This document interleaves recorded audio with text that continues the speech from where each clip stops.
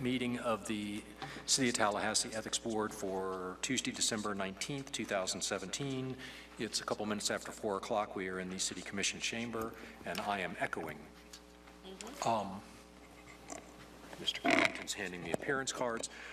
What I'm going to do is instead of asking everyone to do their public comment at one particular point, I'll give you the opportunity to do that because I know sometimes people want to leave early, but if you want to wait till we get to individual items, I think it may help our discussion rather than having somebody stand up and testify on items 4, 7, and 9. We'll give you a chance on each item. I'll recognize anybody who wants to speak on that item as we go through them, just to help us compartmentalize issues a little bit. The first item on the agenda is the approval of the minutes from November 21st. Does anybody have any comments, corrections, additions, subtractions, modifications? I move approval as submitted. Okay, Ms. Phillips moves them to be approved. Second, I'm seeing a couple of nods. All in favor say aye. Aye. Opposed, no. They are approved. I did a bad thing. I forgot to notice that Mr. Davis is excused. He is snowed in the Miami airport, trying to get back from up north somehow.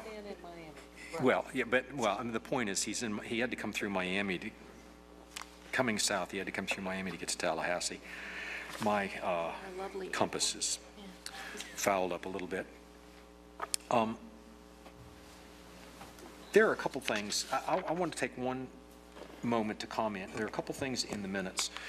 We have heard about and had numerous discussions recently about both how city property is used and how gifts are received, and gifts need to be reported by Form 1 and Form 6 filers.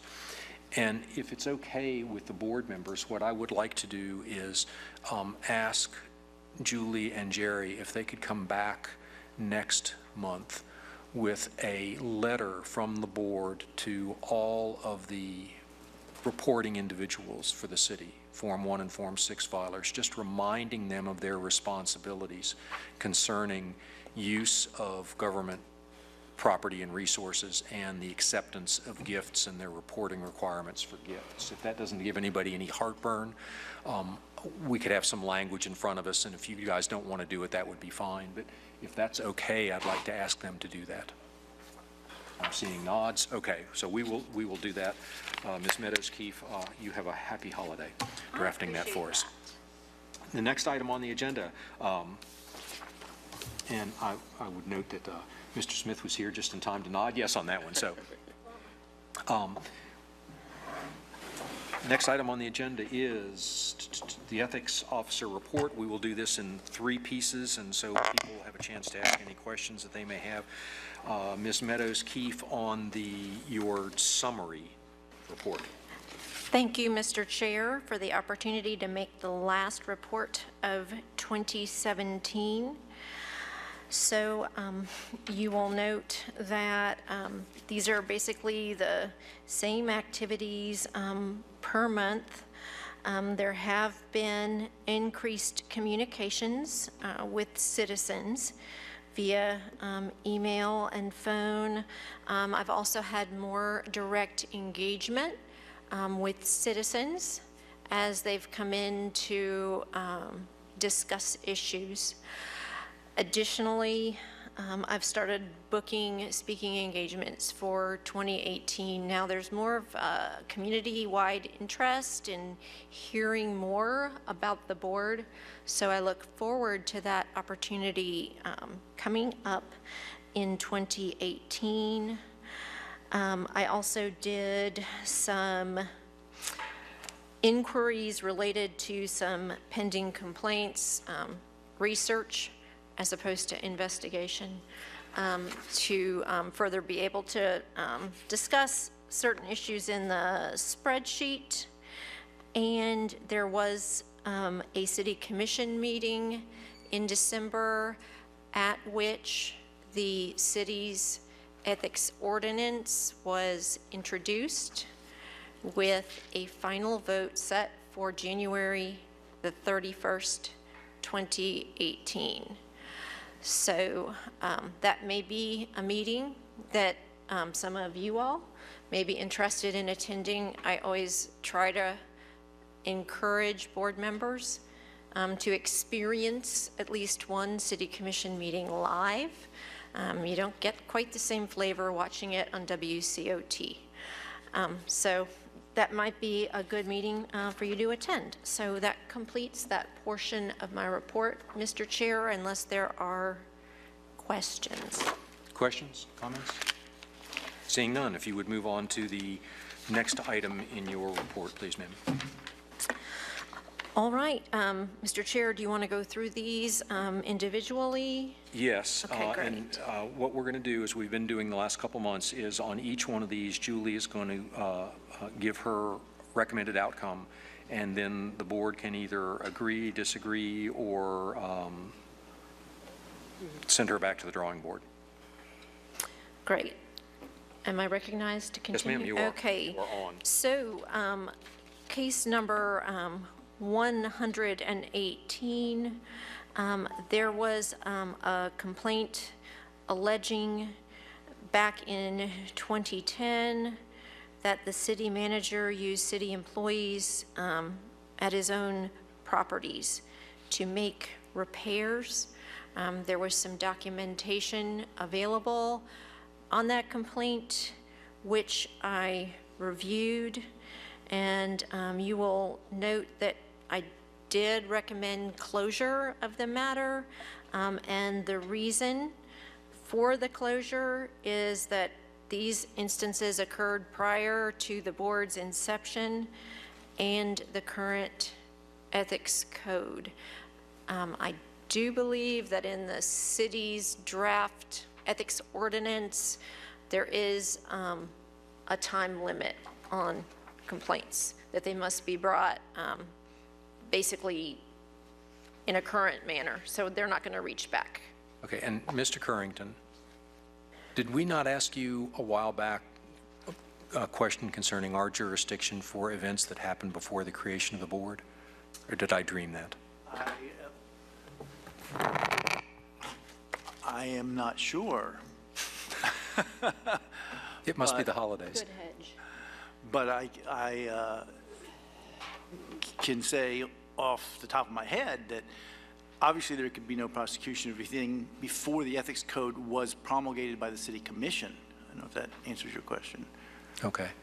So if the event was a precursor to the adoption of the code, then we have no authority. The board has no authority.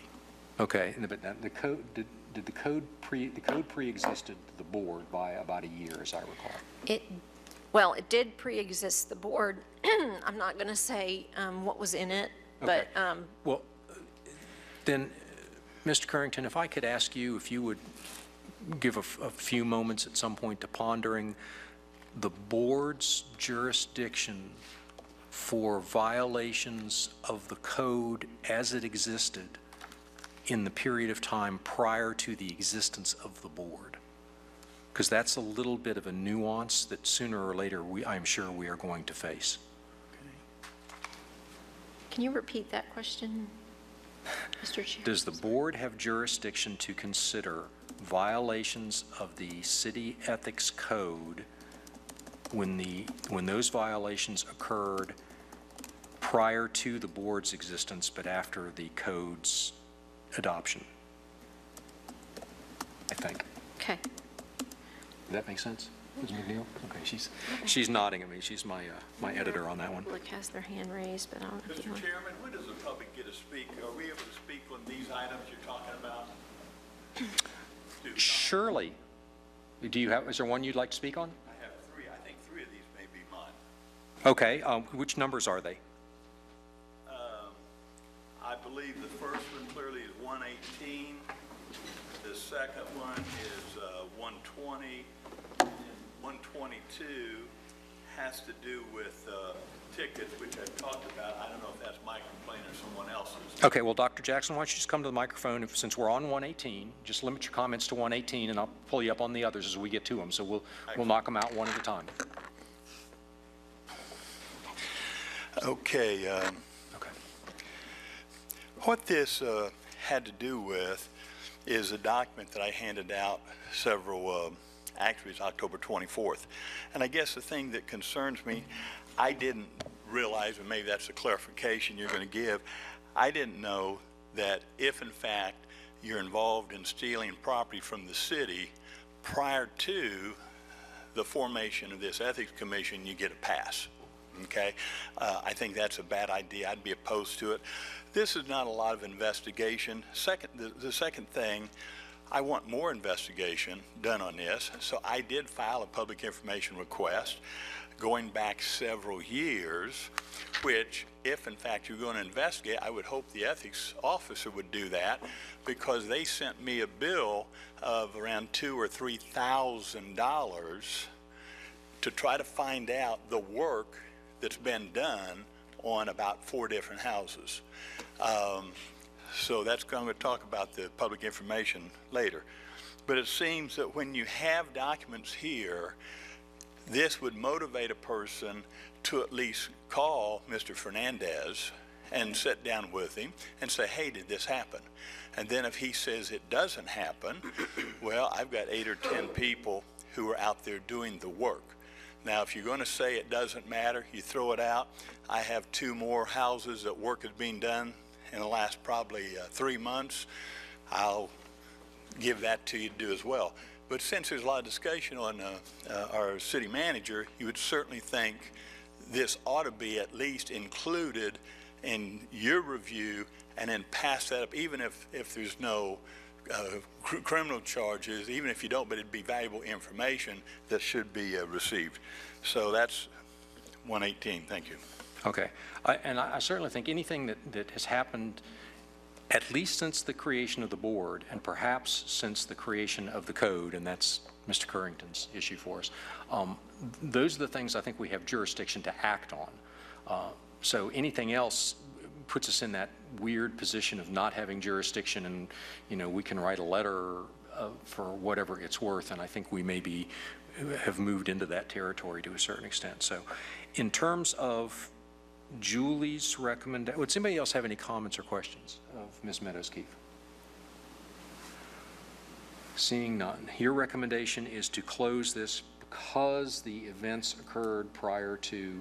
Now, is this something that we can refer to whoever in the city?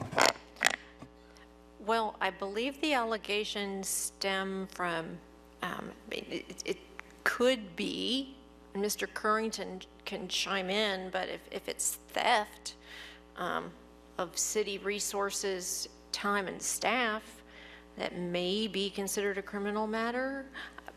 But Well, how about would the members of the board be comfortable if we modified this from a close to a referral to the appropriate authority, since it's actually outside the scope of our specific jurisdiction, so that we're not just slamming the book closed? Yes, I agree. Okay, I'm getting agreements. Yes. Well, okay, so I got four people off the mic saying yes. So, Ms. Meadows-Keefe, I think we just modified your outcome. that is fine. So would you suggest the state attorney? I would suggest whoever you would normally refer an item Awesome. like that to, since you do more of the referrals Great. than we do. And it may be that you need to talk to people about whether, because I know sometimes you can talk to somebody and they say, I'm not the right person to refer it to, so I would leave that to your Great. judgment. Okay, item 119. FDLE too. I'll check privately. He said FDLE.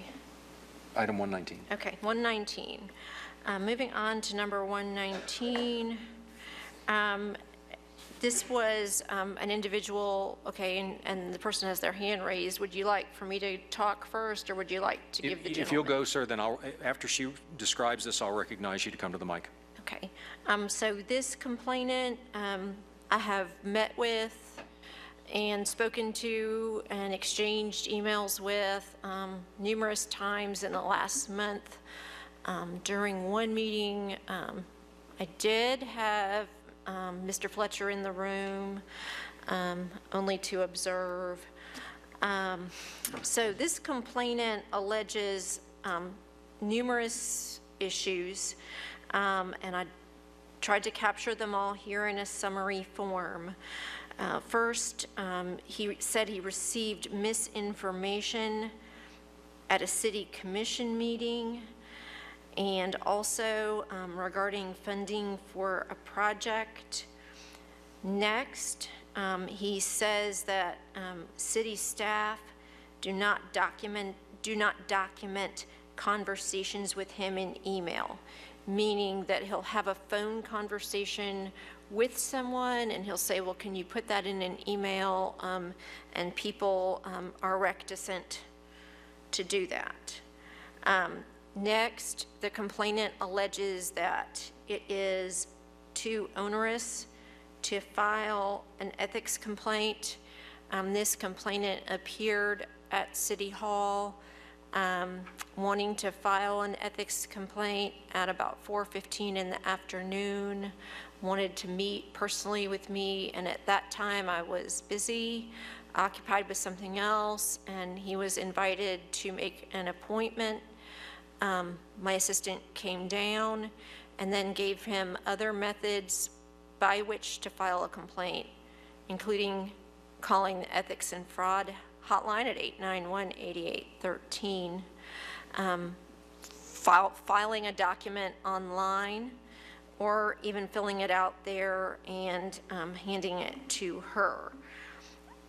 The next issue is that he was indicating that when he would try to reach various elected and other officials, all his phone calls were being routed to the city attorney's office, and he could not get redress for his issues. Next, the complainant had opinions that he expressed regarding the acting city manager. And then finally, he alleged that his partner, his spouse, who's employed here at the city, is being retaliated against because of his advocacy. And one that I think did not appear on my sheet is that funding for a program that he was running was terminated. So the actions that I took were, again, several meetings, or one in-person meeting with the complainant, several phone calls that were lengthy, email exchanges, review of all the documents that he provided. I was present at the commission meeting when he testified. I responded to emails from him. I consulted with various city staff, including the city attorney, an assistant city manager, and the city manager regarding the allegations. And then I repeated to him the various ways that one can file an ethics complaint by the various methods that I've referenced. So having done all that, my recommendation was to close this because of no violation of city ethics code, and I think the gentleman's here. Okay. If you'd like to come to the mic. And at some point, if you would fill out an appearance card, just so, okay, if it's up there, just so we have your name correctly in the minutes.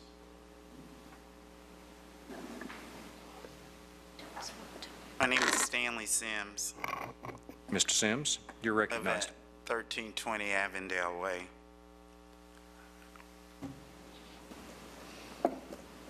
It wasn't, when you look at this video. Okay. But they will not let you see that the lady from the ethics office, I'm trying to file a complaint. She would not allow, she says that I have to file a complaint down in the That's an court. outright lie. Okay, can You are I, speaking. can I come to Sir, the can ethics you- office? I'm not going to deal with it.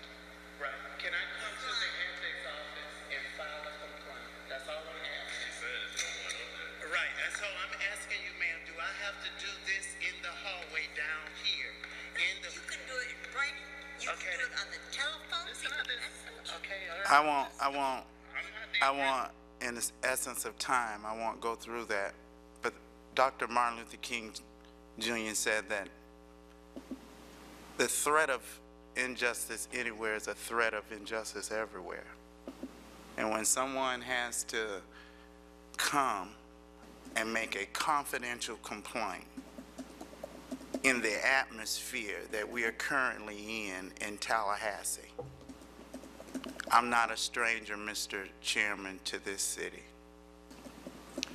My mom, while she was going to Lively, worked in the first personnel office across the street before we built this.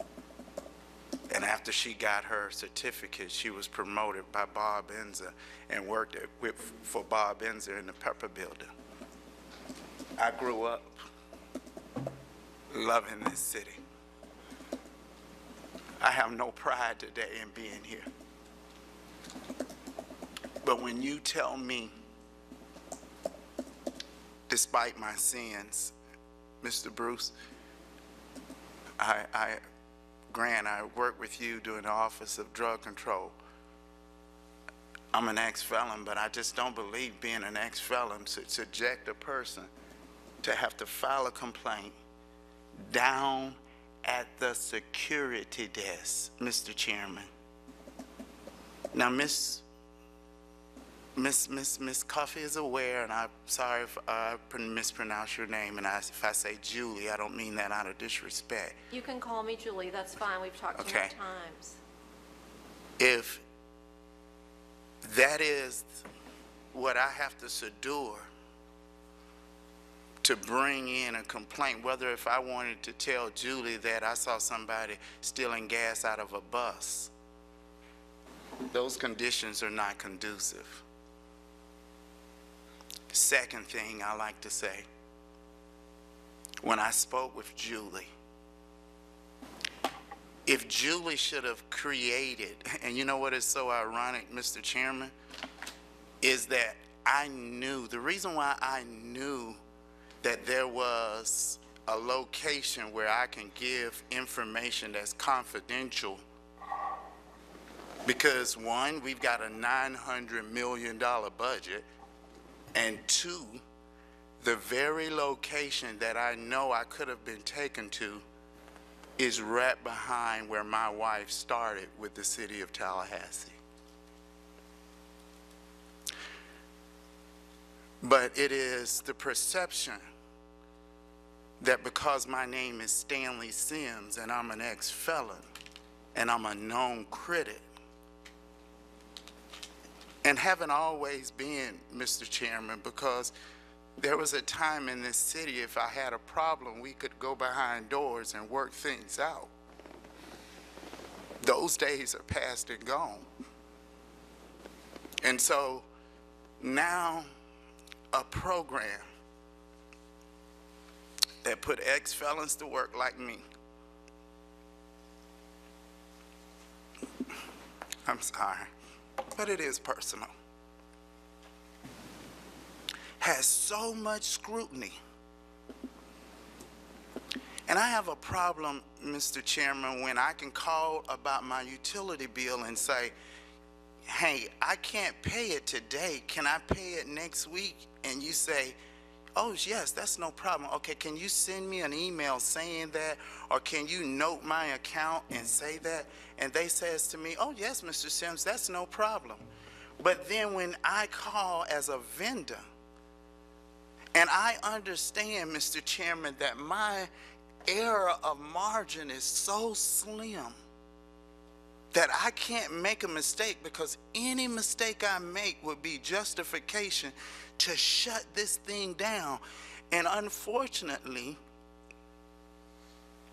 with 22 homicides in my community, 7 of them that I know, that responsibility, and I don't know your Bible education, is kind of like on Moses. Moses was a murderer, and I kind of feel like I've been charged to do something that I can't do alone.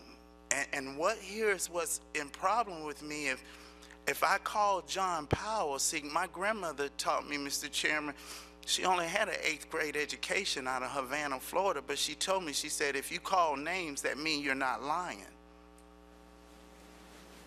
When John Powell would tell me some instructions to do on a program that I know would have a negative impact, and I say, well, sir, if you'll put that in writing to me, then I'll know it won't be a problem. and he says no, and then you go to a person who I love who sits back there in that corner, I would take a bullet for Mr. Shelley. That man has been there for my family. That man has been there for me. So this is not a grudge. This is one of the hardest things that I have ever had to stand up for, Mr. Chairman, in my whole life. But something here stinks. When city employees about a car dealing thing, guess how much this costing you?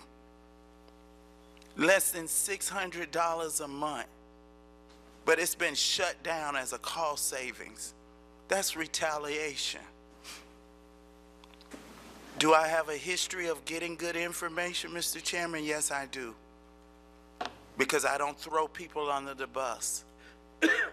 I'm the one that had it on the front page of the Tallahassee Democrat about these big salaries come out, even though they gave me wrong information. The next day they gave the Tallahassee Democrat the correct. And so it's to discredit me. So my complaint today is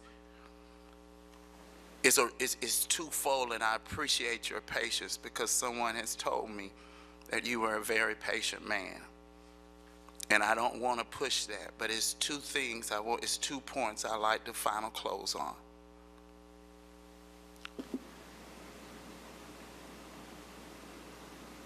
I was asked to trust this system so that employees can come.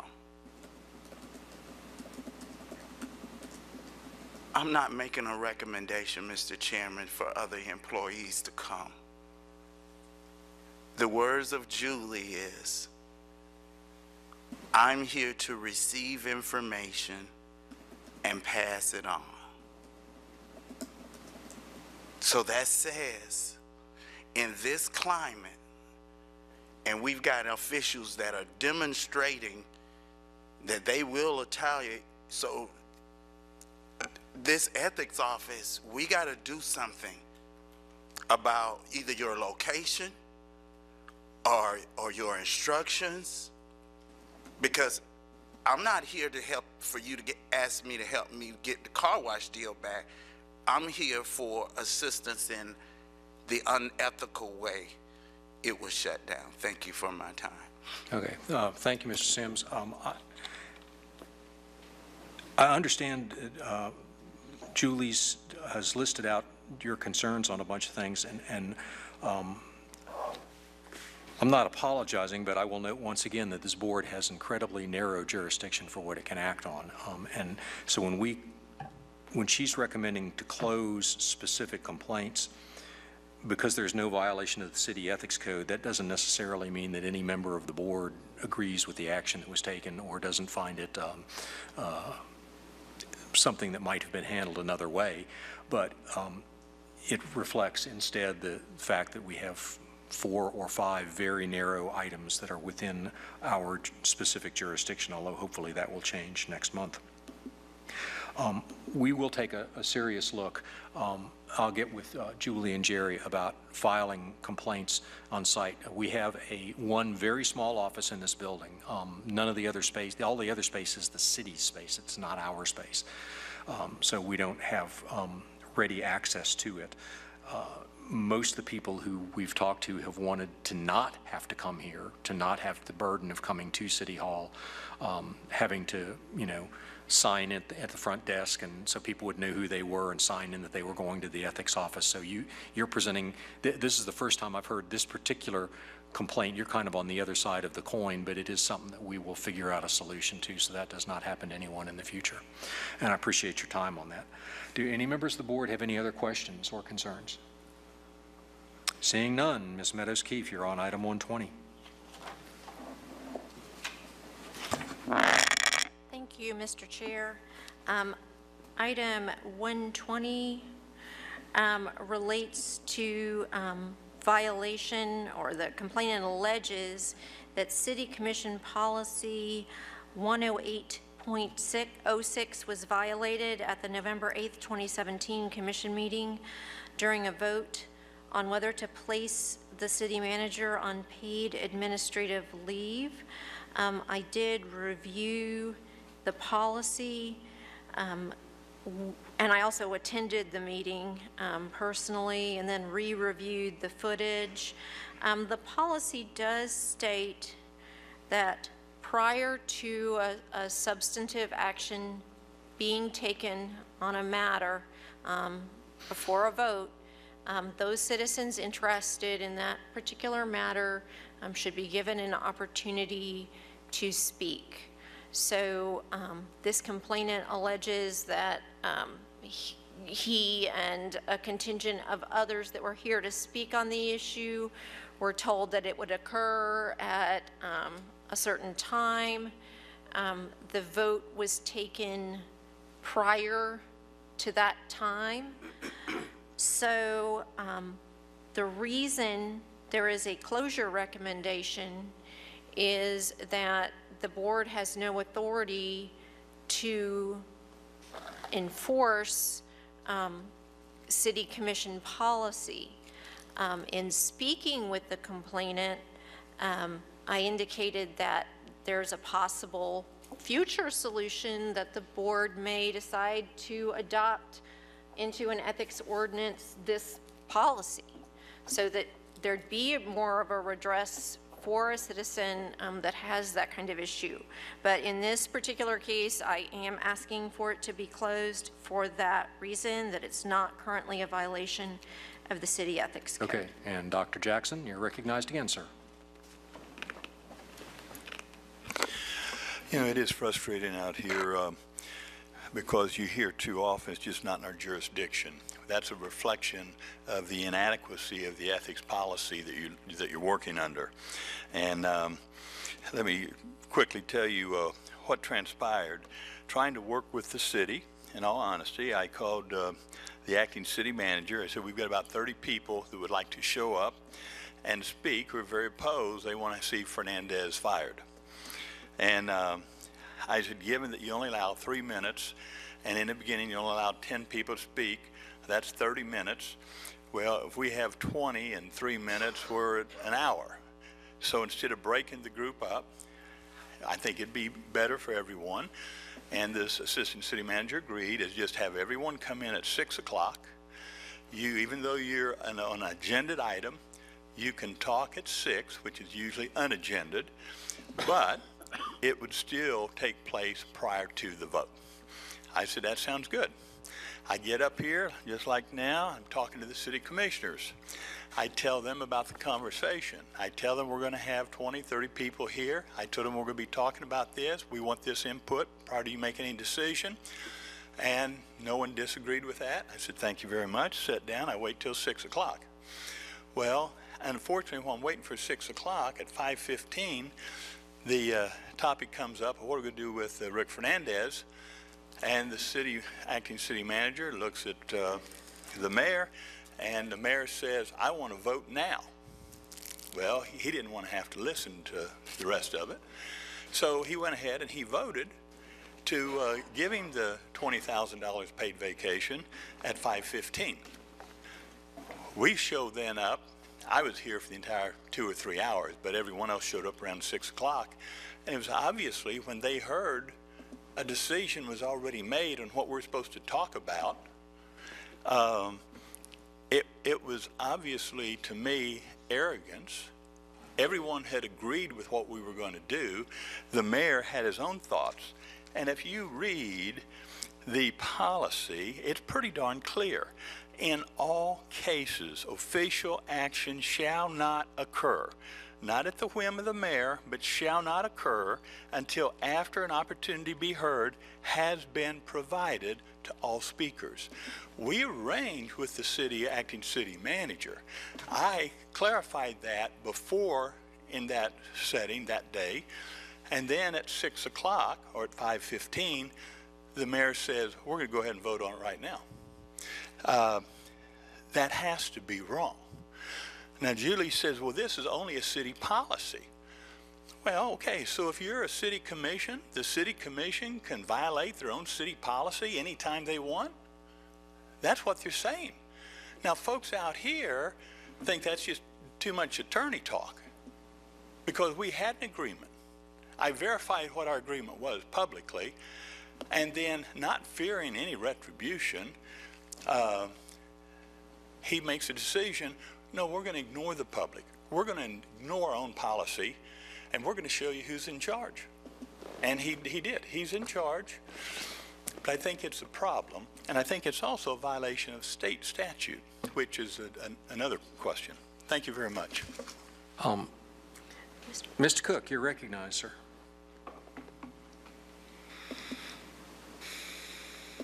Thank you, Mr. Chairman. Did not originally intend to speak, but I wanted to speak to just one small piece of the item before you to give you just a little bit more information. Obviously, if Dr. Jackson had conversations with the assistant city manager, then that would have been a conversation that they had. I wanted to let you know that I was aware that he expected to have a large number of people here, but also wanted to point out that as it regards the policy, notwithstanding any individual conversations on the particular topic or the particular day, I do believe that City Commission did follow its policy. We do have at the beginning of each meeting a 30-minute time period for people to speak on items that are on our agenda. The issue at hand was in fact on the agenda, so that was the appropriate time for individuals to speak. Clearly, if you have 30 people speaking for 3 minutes each, then that doesn't fit within a 30-minute window. I'm not sure that there were, well, we never know exactly how many people there will be until they submit forms, nor do we know that they will all speak for 3 minutes. But I did want to point out that there were a number of individuals who I believe were to speak on that specific item who were called and opted to wait until later in the meeting. So we did afford some opportunity at that meeting. So I believe the commission did follow their policy. Doesn't mean there might not be a disagreement as to how things transpired or what would be the best way to do it, but I do think there was an effort to follow the policies. Just wanted to give you that piece of information. Okay. Comments, questions? Thank you. From board members? Julie, I'm going to, when we get to our next round of self-evaluation Yes, sir. recommendations, I'm going to ask if you would put this item on our agenda for recommendations or things to consider, because it does seem to me, I will do my one little gripe here. Having been to a couple city commission meetings and having watched many of them now, there does seem to be ample time to thank people for making donations, to recognize people who've taken leadership roles in the community, people who deservedly are recognized for a long period of time at the beginning of most of the commission meetings. But sometimes on some of the most important issues that come before the commission, it seems like debate is very limited for the sake of time, when time doesn't seem to be limited for some of the more feel-good activities. And I can see where that could rankle some people. So that personal comment having been made now very publicly. Does anybody have any problems with Julie's recommendation on this? Seeing none, we're on. Chair, quick comment from me. Dr. Grant. Yeah, just, I appreciate Mr. Jackson's remarks, and I understand not everybody gets satisfaction at city commission meetings, but I do think it's appropriate that we close this. It is appropriate that we close this out. I don't see any violation of the city ethics. I think it's an issue for the city, certainly, but I don't think it's an issue for this board. I don't see any ethical issues there, quite frankly, and I think we need to be careful so we're not in a position of oversight of city commission meetings and how they run things. I think they've got plenty of adult supervision. I think keeping us out of that supervision is the most sage thing I've ever heard you say, and I've heard you say some pretty sage stuff. Ms. Phillips, did you have a comment? I agree. Okay. Anything else? Seeing nothing else. We're on item where are we, 121? Ms. Meadows-Keefe. Okay, item number 121 was that a citizen came to speak with me related to her son's conviction on drug charges and her concern with what she believes is the investigation done by the Tallahassee Police Department, and that somehow that alleged conduct on the part of the Tallahassee Police Department resulted in her son's conviction on drug charges. I did look at the documentation that she brought with her. I did also consult with the city attorney, and my suggestion, of course, I never provide legal advice to people that come into my office. However, based on the fact that this was a criminal conviction and she believes that there are procedural issues, perhaps with the evidence utilized, that she may wish to engage with an appellate counsel. So that is why I have recommended to close this matter with no violation of city ethics code. Comments, questions on Ms. Meadows-Keefe's recommendation? Okay, we'll move on to item 122. Ms. Meadows-Keefe. Yes, sir. Item number 122 is that a citizen alleges that 3 city staff accepted gifts exceeding $100 in violation of state law and city policy. 2 of 3 allegedly were reporting individuals and failed to report the gift. In terms of the board bylaws, our board bylaws are very clear on how complaints against employees are to be handled. If it's an appointed official, they report to the commission so the commission can act. Here, these employees report to the city manager. So per our bylaws, when it pertains to employees, we refer those complaints to the manager in charge. So the action taken on these complaints per our bylaws is that it was reported to the acting city manager for his consideration. I have followed up with the assistant city manager. No decision has been reached as yet related to what, if anything, will occur related to these employees. And once that decision's been made, as I always do, I'll cycle back here with board members to report that.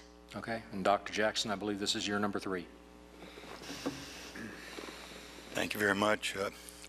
I don't know, since I don't know if this complaint is the one that's dealing with the football tickets, but I can say this. I know, based on individuals who were in the box with Fernandez, also Ellen Blair and Mike Tadros has been 2 individuals who are high up in city government. Ellen Blair, I think, is the head of human resources. Mike Tadros runs underground utilities. Was in the box. The box was purchased by Adam Corey. Fernandez has now agreed that, in fact, he did ask for and take those tickets. I'm not for sure if these are additional tickets that Adam Corey gave to Ms. Blair and Tadros, or if these were tickets that was given to Fernandez and he gave them to Blair and Tadros. The point being, I think there's a real problem in the policy, again, that this board has. You want people to come forward and to trust you to do the right thing. And if your policy is, we're going to turn this over to the city manager, when it's a city manager who was involved in taking free tickets, I doubt if he's going to find anything wrong with people taking free tickets. It's just, this has to be, where's the independence of this board. That's the problem. And if you're saying, come see us, tell us the truth, do this, do that, and then your solution is to say it's not my jurisdiction, well, then that guy complaining is in trouble. Or if you say, we're going to go ahead and we're going to give it to the city manager. The reason people would come to me, or people who may at some point in the future come to this board, is when they feel comfortable that you're not going to turn them in. And that's a problem. You've got to find a solution for that. Thank you very much. But someone does, if this doesn't include the tickets taken by Ellen Blair and Mike Tadros, then I'll certainly put that in as a complaint. Someone just needs to call them and ask them if they received those tickets, if they were reported, if they were recorded. And I think taking tickets, even if you're a high-ranking city official, it needs to be noted. And thank you very much. Okay, thank you, Dr. Jackson. Any questions or comments from board members? Again, I'm going to gift Julie with a little holiday activity. What I would like for you to do is bring us back at the next board meeting a draft for our consideration, basically telling you I want to put something on the agenda. That would be a letter to all of the reporting individuals in the city, reminding them of their responsibilities under state law to report gifts. Obviously, some gifts are precluded, but there are a number of gifts that are allowed but must be reported on a quarterly basis, reminding them of their responsibility to report such gifts. And also, there's another complaint that we've had in the past dealing with use of city property or city equipment. So a second paragraph that would deal with, for those reporting individuals in particular, with their responsibilities concerning the proper use of city equipment. Yes, Mr. Chair, that's clear. Thank you. Since those are two items that have come before the board a couple times for discussion, they're outside our jurisdiction, but I think that in both cases in prior meetings there has been some concern from board members. I'd like at least to see something that we could have in front of us to discuss to see if we want to take that a step farther. Mr. Chair, can I make a comment on Dr. Ant?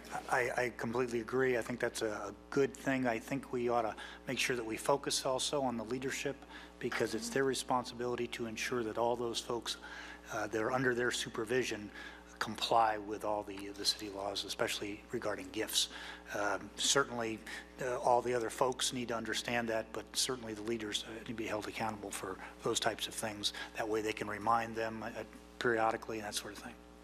So anyway, a good initiative. I just add leadership to that. Good point.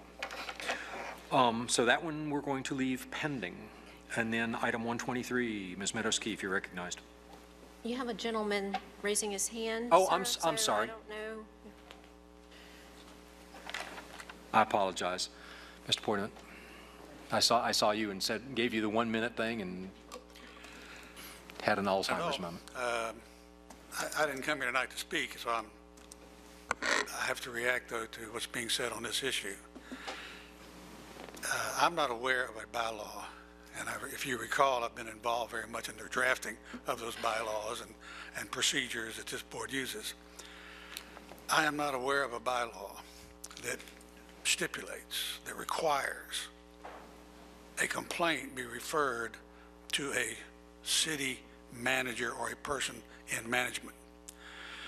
I am shocked and I'm disappointed if this board proceeds on a procedure of a complaint against a city employee is given to the city employee's supervisor or manager to resolve.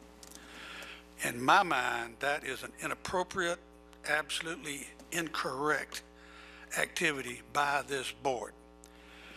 The duty of this board, in my perception, is to receive and investigate complaints against city employees, whether they are appointed or otherwise. When you start using the ethics officer as an ombudsman to receive complaints and pass them out to other people to investigate, You have lost your purpose for existence. This board exists to receive and investigate complaints, not to pass them on to someone else to resolve. And a complaint is not closed because the ethics officer has passed it on to another office or authority. Anytime a complaint is received by this board, it is the duty of the ethics officer and this board to thoroughly investigate that case, reach out for expertise, reach out to the city auditor, reach out to the state attorney, not to pass cases on. And if a case does have to be passed for criminal investigation, that does not negate the duty of this board to determine whether or not an ethics violation has occurred. Criminal and ethics are two different things. This board is charged with ethical violations. Finding if an ethical violation was committed by any city employee or commissioner. And that is not being done when complaints are being referred out to supervisors of the city, not to mention outside authorities. Thank you, sir. Thank you. Yes, sir. Please.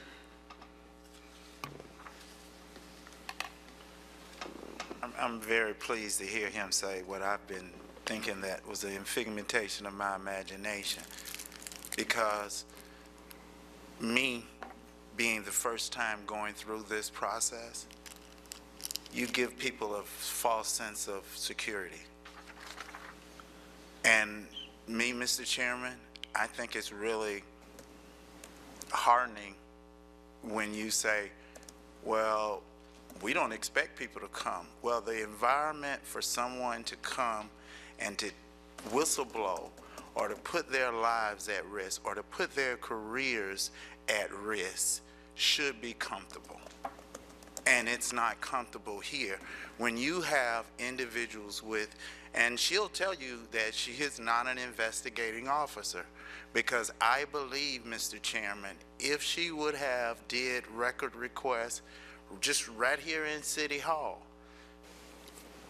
that maybe this board wouldn't be so fast to close my case, because what I think is unethical when we have a government that we got apps, we pay for all of this technology that we can have better, and we pounce ourselves on being transparent. But when it's something that could come up to conflict, the city now says, no, we're not going to give you that information. It's all, to me, is a system that sets up an atmosphere of corruption. Because if I can come to, if you can call and say, hey, can you send me an email copy of that? And they say, sure. But then I call and it's no. I don't understand. We're setting different, we're classing people. And I think that this is just really wrong. And when we talk about this next case that comes here, Mr. Chairman, you're going to see where when you fail to be full disclosure with people, it leads to corruption. And that's going to come up in the engineering contract. Okay. I'll just comment. I agree with both of you, or with numerous people who presented before the board. Our jurisdiction is limited to things like voting there's about 5 things that are specifically within our jurisdiction. And they deal with things like voting conflicts and filing forms. Very little of what most people consider ethics is within our jurisdiction. So taking gifts, not within our jurisdiction. Misuse of city property, not within our jurisdiction. It's not that that's what we chose, that is what was given to us. So I share the frustration of the speakers, as I know some of the board members do. Ms. Phillips. Yes, I've just looked back over while you were talking, Mr. Pontivant, to our jurisdiction, and again, to reiterate or to reinforce what Chair Herring said, we did refer item number 122 because that's the only thing we have the ability to do.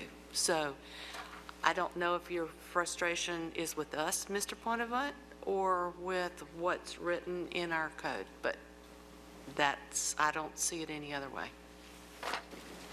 And Julie, I'm going to add one more for you. Sure. Take a look at the bylaws and make sure that there's something in there that guarantees that anytime if we have a complaint on an item that's not within our jurisdiction and we're referring it, that the referral is not to a person or entity that is somehow a player in the complaint. And in this particular case, and I agree with what you're saying. Even the position. I realize it would be a different person, but even the same position. All right. Just to make sure that we're bifurcating as much as we can. I now understand what you're asking. Okay. Okay, that was item 122. Two. Sorry. Okay.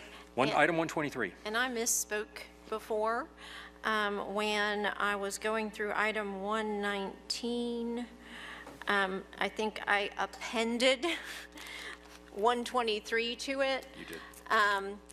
So I apologize for that, but this complaint did occur on a separate date.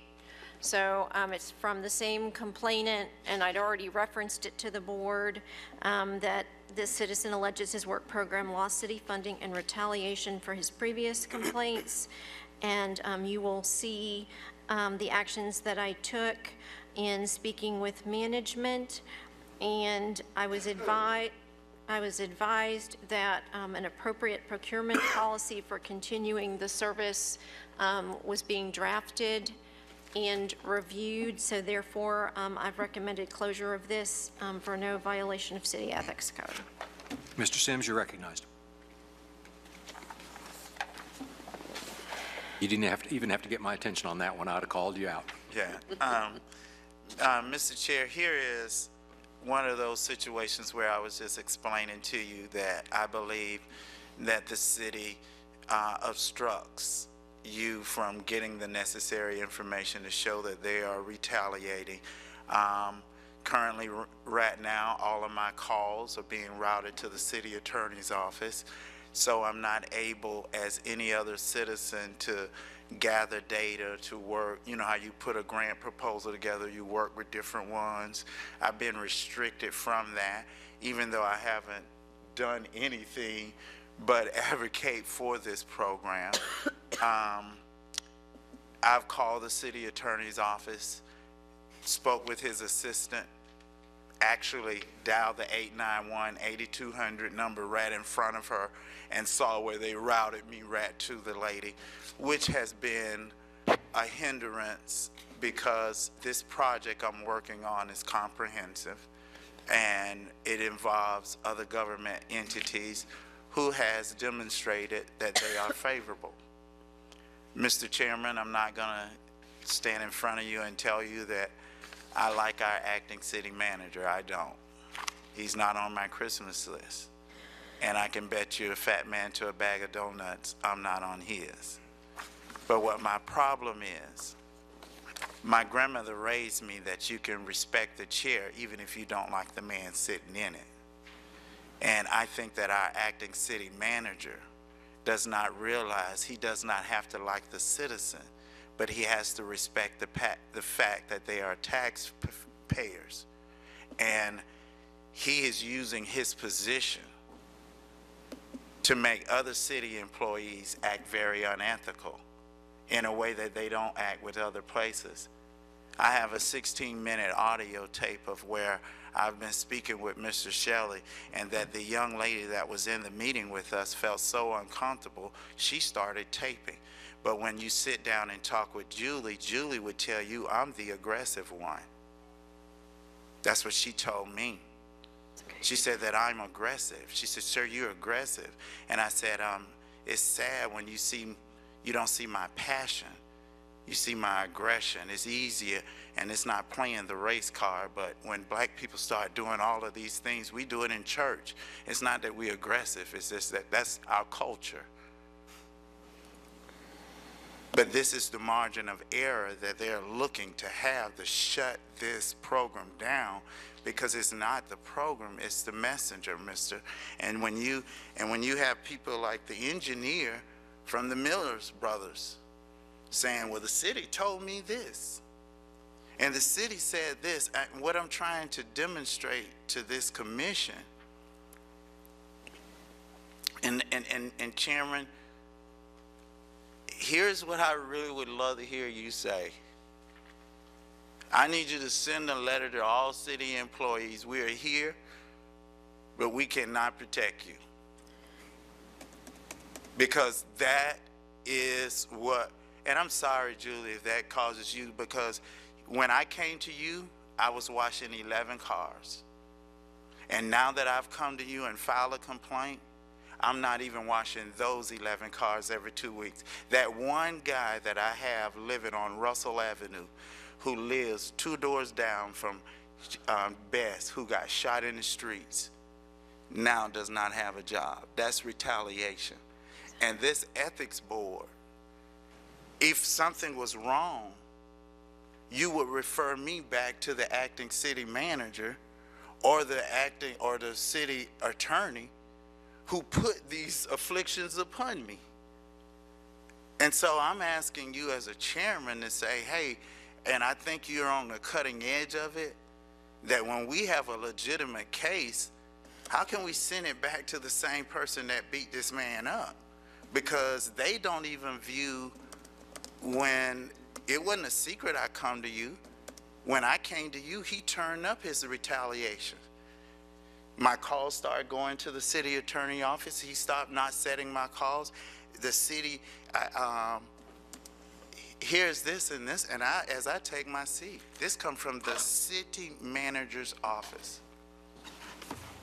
Raul was reassigned to this project. Mr. Chairman, has talked to everybody, Grant, in this city about this project, but me and my coalition. And then when he finally agreed to meet with us, his assistant was so rude. He would not meet with us. He would have to set the time and the date he would call my cell phone. We all had to gather around my cell phone and listen because he refused to meet with us. And what I've been told is that they refuse to meet because they're afraid that they may be recorded or videoed. If you're telling the truth and you're operating as a government employee, why are you afraid? You all right now are being videoed. I'm being videoed while we're conducting this meeting. If we're conducting our jobs in full transparency, why, if we set a deal, we can't have the cameras on? Thank you, Mr. Sims. One point of clarification, I know the members are aware of this. When we have received complaints that are within our, or allegedly at least, with, or based on the initial set of evaluations within our jurisdiction, we have done those investigations ourselves and we do not refer those out. Item 123, any comments, questions from board members? Seeing none. Ms. Meadows-Keefe. Okay. Third part of your report. Great. This is the financial report for December. I would note there were, didn't seem to be unusual expenses this month. I did not attend my COGOL conference this year. I've attended that in past years. I did not attend it this year because it was in Canada, and I felt it inappropriate to travel out of the country, so I did not go to that this year. So I did maintain the membership. But other than that, nothing unusual. Legal expenses were fairly low in that Mr. Currington called and asked if I was still alive. So. And for purposes of the record, COGOL stands for?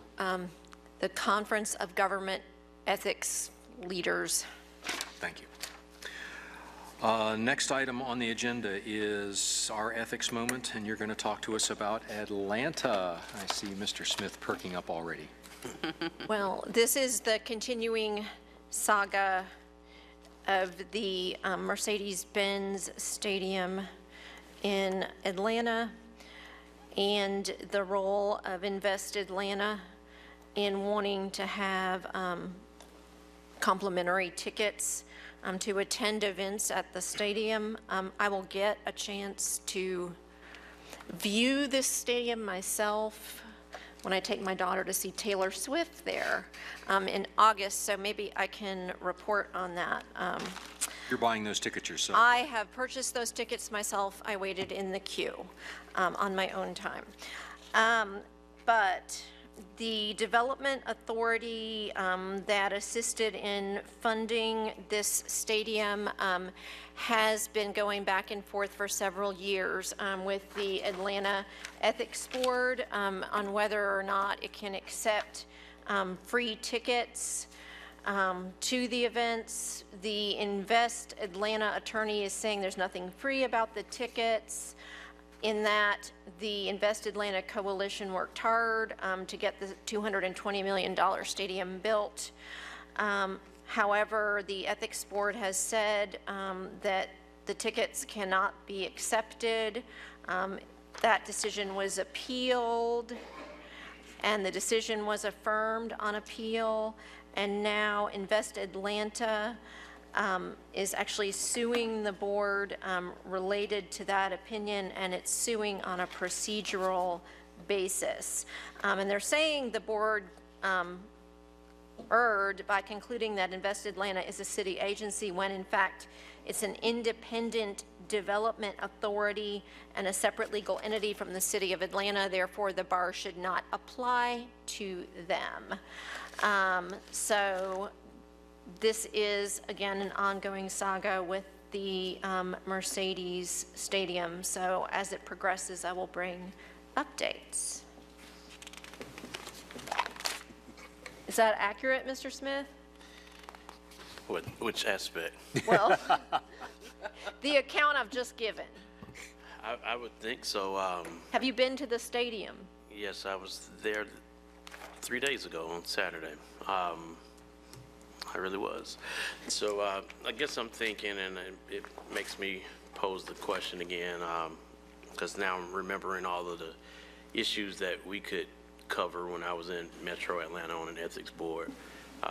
What are the procedures that could help expand our jurisdiction? You know, it does get very frustrating not being able to sink our teeth into a lot of these issues that most other ethics boards would easily take up. So what can actually be done? I don't know who makes those decisions. Would it be a vote? Is it a commission again? And what kind of time frame would it take to try to expand this? Well, the history was we made a set of recommendations last March the 1st, and we added to those or added detail to those about a month later. And we are now hearing that some of those may be adopted the end of January. So the specifics of our jurisdiction, we are totally reliant on the City Commission in 3 ways. One, they give us our budget. They approve a budget limit for us. Second is they approve the sanctions. And no, Dr. Jackson, I'm not recognizing you on this. They approve the sanctions that we're allowed to issue if we, because I know what you have to say. They're not meaningful. But they approve the sanctions that we're allowed to issue. And the third thing is they set our jurisdiction in terms of chapter and verse, what specific things we can look at and what things we can't. Right now, that jurisdiction is very narrow. We are hopeful that in January, the big thing would be misuse of position, which would capture many of the things that potentially come before us. I think that will change the nature of much of the dialogue in our meetings if that passes. But for the moment, we have what we have. And in any case, we are dependent on the city commission to do that. The charter itself says that they set our jurisdiction by ordinance, so. We are to public comment on agenda items. I will recognize anybody who wants to be recognized, or if you want to wait to specific items, I'll recognize you then. So, Mr. Mars? Do you have a card for Mr. Ponifex? Do you have a card for Mr. Ponifex? Okay. Thank you, Mr. Chairman and board members. My name is Greg Marr. I live at 236 Nab Loop. I'm embarrassed before you this evening because I'm so Johnny-come-lately. This is the first board meeting that I've attended, even though I've been watching somewhat from the very beginning of the process that got you here tonight. And when the referendum was approved and you were organized and started functioning, my naive reaction was, yes, we're there. We succeeded. And then it wasn't really until the Fernandez situation, and you wrote, someone wrote, collaboratively, I suppose, a brilliant letter chastising the city manager. But then I discovered, after discussing that with people in the know, is that's all you could do. And the matter of jurisdiction came up. And I've heard the word jurisdiction uttered from the dais tonight 6, 7, 8 times at least.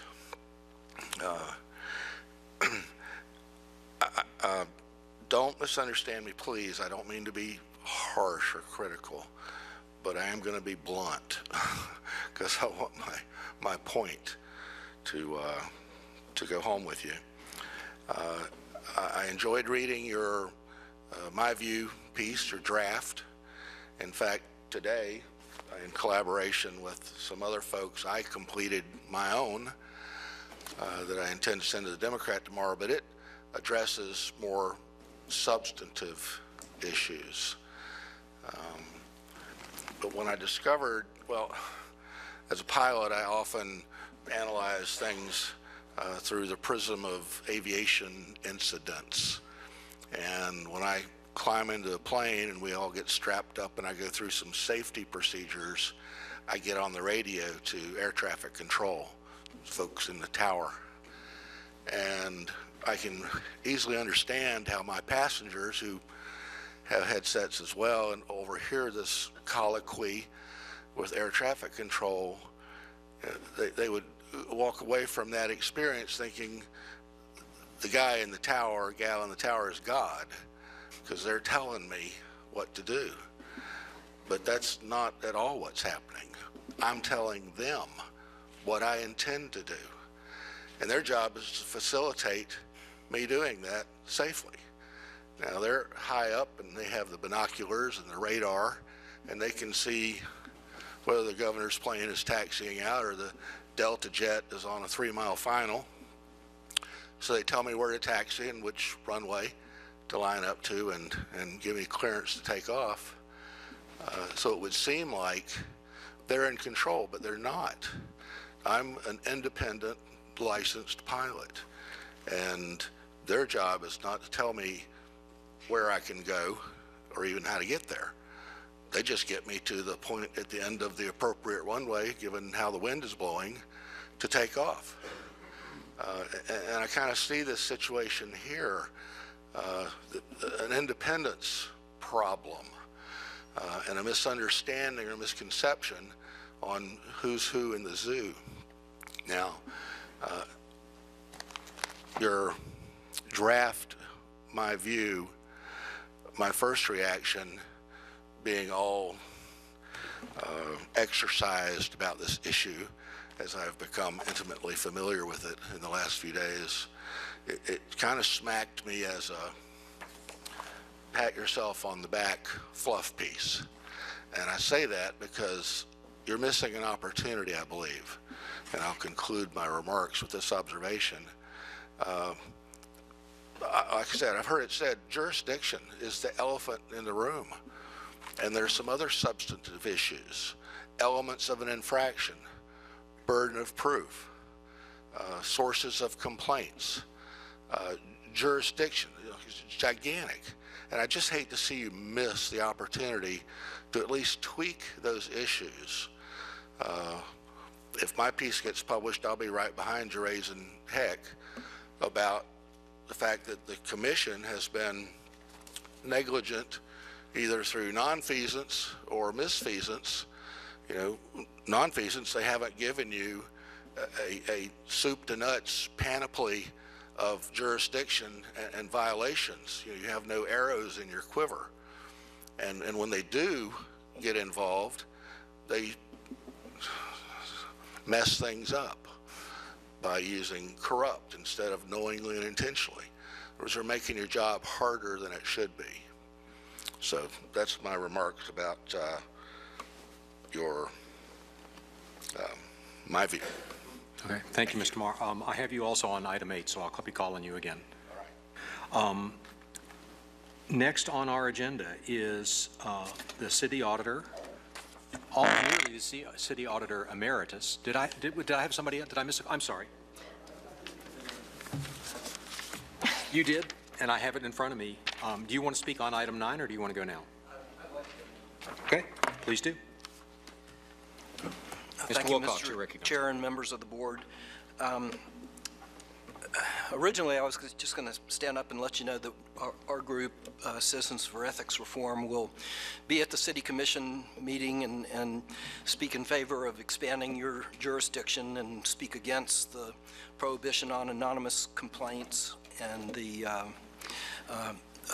raising the burden of proof to corrupt intent.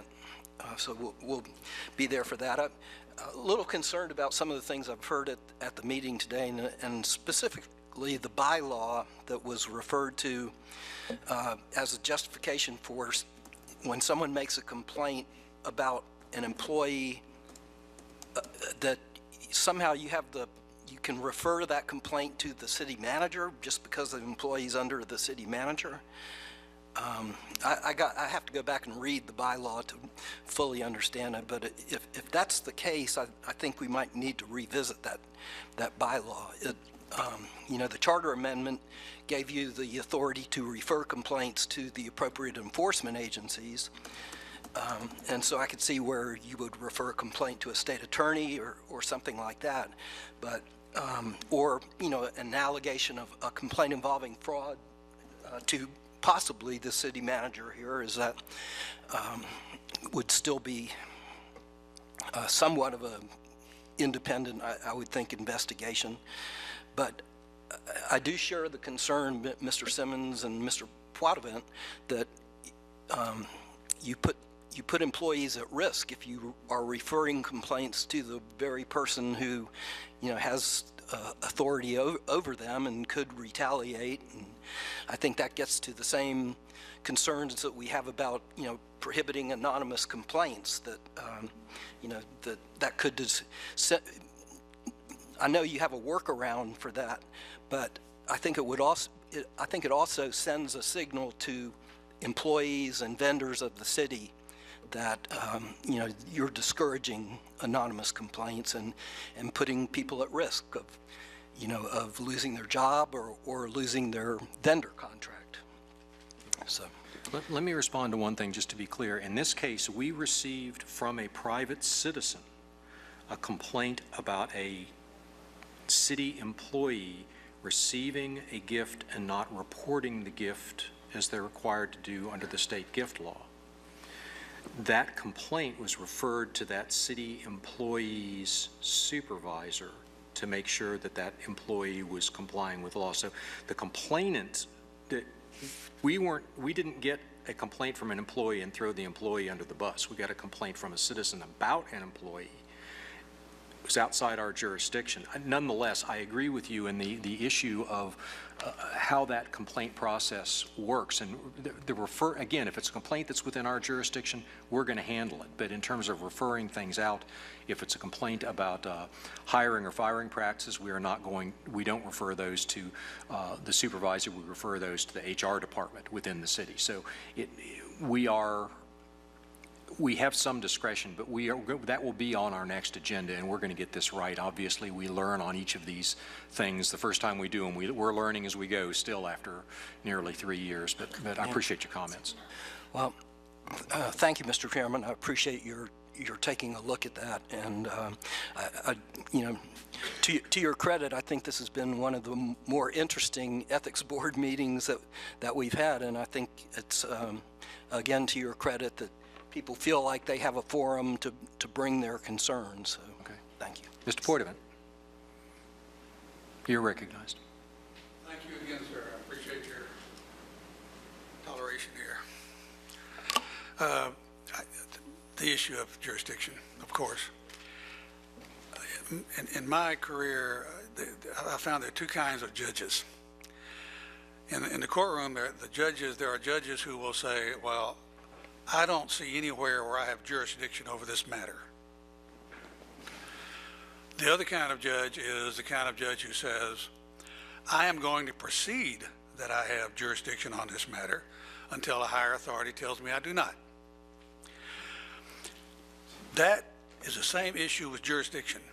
It's easy to use jurisdiction as a reason to not aggressively do your duty. And I fear that that is where this board is headed. I apologize for my rudeness, and I respect this board a great deal. But it pains me to see the things in the paper, the criticism in the media, and I see that you are dealing with the commission trying to resolve some of these issues. But when your duty, in my estimation, is to proceed as if everything, unless it is clearly not an ethical issue, to proceed to investigate it as an ethical issue. Is receiving tickets not an ethical issue? Is that not misuse of public position? The board, the ethics office, should be trying to determine how a complaint fits within your jurisdiction, not how it does not fit within your jurisdiction. Thank you. Okay, thank you. Now, Mr. Fletcher, the city auditor, soon to be city auditor emeritus. Yay. Yay, he says. Can I introduce this right now? Wait a minute, I'm sorry. Ms. Meadows-Keefe is interrupting me here. No, I'm not interrupting you. I'm just saying that it is the final time I think he'll be here unless he appears as a member of the public, which I doubt. But you're welcome to appear as a member of the public. But this is another one of those occasions in which the Ethics and Fraud Hotline, which was initially started by Mr. Fletcher's office and was given to me to administer when I came, have had a cooperative situation where when an issue comes up, and I feel like there may be issues of fraud, waste, or abuse, that Mr. Fletcher has, if he feels it's warranted, gone forward and done an audit. So that's been appreciated. So having said all that, this is an example of that, and I know he's ready to be Yeah, I'll go ahead and say I've thoroughly enjoyed working with this board, and more importantly, Julie, there's actually 3, in my opinion, meaningful audits that I've done because she involved me in her interaction with citizens. The first one, I think you recall, it dealt with the energy auditors. The second one was the Big Bend CDC, and this is the third one. So we've had a great professional working relationship that I'm going to miss. And I've also enjoyed watching this board grow and evolve. I'm always amazed that you sit there and you come back all for no pay. So I'm proud of, I think we're all proud of what you're doing and trying to do. Got to So- keep coming back so we can hear what your audits say. Pardon me? We have to keep coming back to hear what your audits say. New auditor. Well, and this audit deals with the title of the audit says Audit Inquiry into Potential Conflict of Interest Regarding Acquisition of Engineering Services. And this was an instance where Ms. Metaskeef and I became aware of a concern regarding the Assistant General Manager of the Underground Utilities Department, Underground Utilities and Public Infrastructure now, where he was allegedly awarding contracts or authorizing contracts to a firm that his brother owned. We looked into it, did a preliminary look into it, and found that there were, in fact, some indications that that was occurring. We went to the deputy city manager, who's now the acting city manager. He looked at what we provided him, and to his credit, immediately changed the city's procurement procedures that didn't address this type of instance, such that you could no longer award, if you're the purchasing author, the authorizing employee for purchases, you can't authorize an award or a contract to a close relative. And that was a term that he used, and I'll get into that in a little bit more in a few minutes. But anyway, after that, I still deliberated on it. I decided I needed to do an audit and should do an audit. The City Commission audit policy gives me that authority. I discussed it with the audit committee chair, and I notified city management and the mayor and city commissioners that I would be doing this audit. Some quick background. The firm in question is DPB and Associates. The AGM's brother did, contrary to what was alleged, does not own 100% of that business, only owns 19%, but he is the general manager in regard to the engineering services. Over the last 5 years, that firm was awarded pretty much an average amount of city work for engineering firms. There were 43 different firms, I believe, that received services. They were just one of the 43. They were awarded work under 5 different city projects pursuant to 3 different city contracts. The value of the awards was $595,000, but they were only actually paid $541,000, so they actually did the work for less than what the awards were. It's also important to note that there were 3 instances where they attempted to get city work but were unsuccessful because their proposals were not ranked as high as some others, and or they were not successful in negotiating a reasonable price to both parties. So they did not always get work when they tried. So really nothing out of the ordinary there. The other background in terms of the audit is that there were 2 primary state statutes that we looked at. As part of the audit, the first one is Section 287.055, which is the Consultants Competitive Negotiations Act, or the CCNA. It establishes competitive and non-competitive selection methods for engineering services. Basically, you have to select a firm based on qualities other than just price and then negotiate the price. The other statute is what you're certainly very familiar with, which is Chapter 112, Part 3, Florida statutes, that among other things addresses ethics in the procurement process as well as conflicts of interest. We scoped the audit to answer 4 questions. The first one was whether or not the award of the services to DPB and Associates was in accordance with those 2 laws I just went over, the Chapter 112, Part 3, as well as the CCNA. The second question was from a layman's perspective, because I'm not an engineer, but I used some professional engineers on staff within the city to help me do this, was to determine whether or not there were any indications that that DPB was not qualified for the work, or that the amounts that were awarded were not reasonable, or that the work products were inferior or whatever, inadequate. The third question was whether or not there were any conflicts of interest, actual or perceived. And then the last question was what measures have been taken to address these types of circumstances, and what other additional measures should be taken in the future.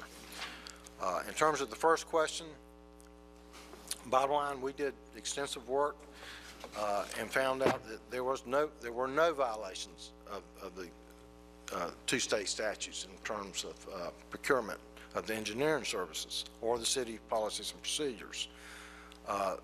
The second objective, as far as the quality of the work, I made site visits. I observed it with some engineers. I talked to the contractors that were hired to do the work based on the plans. I talked to the city inspectors, and I talked to the professional engineering staff that were involved.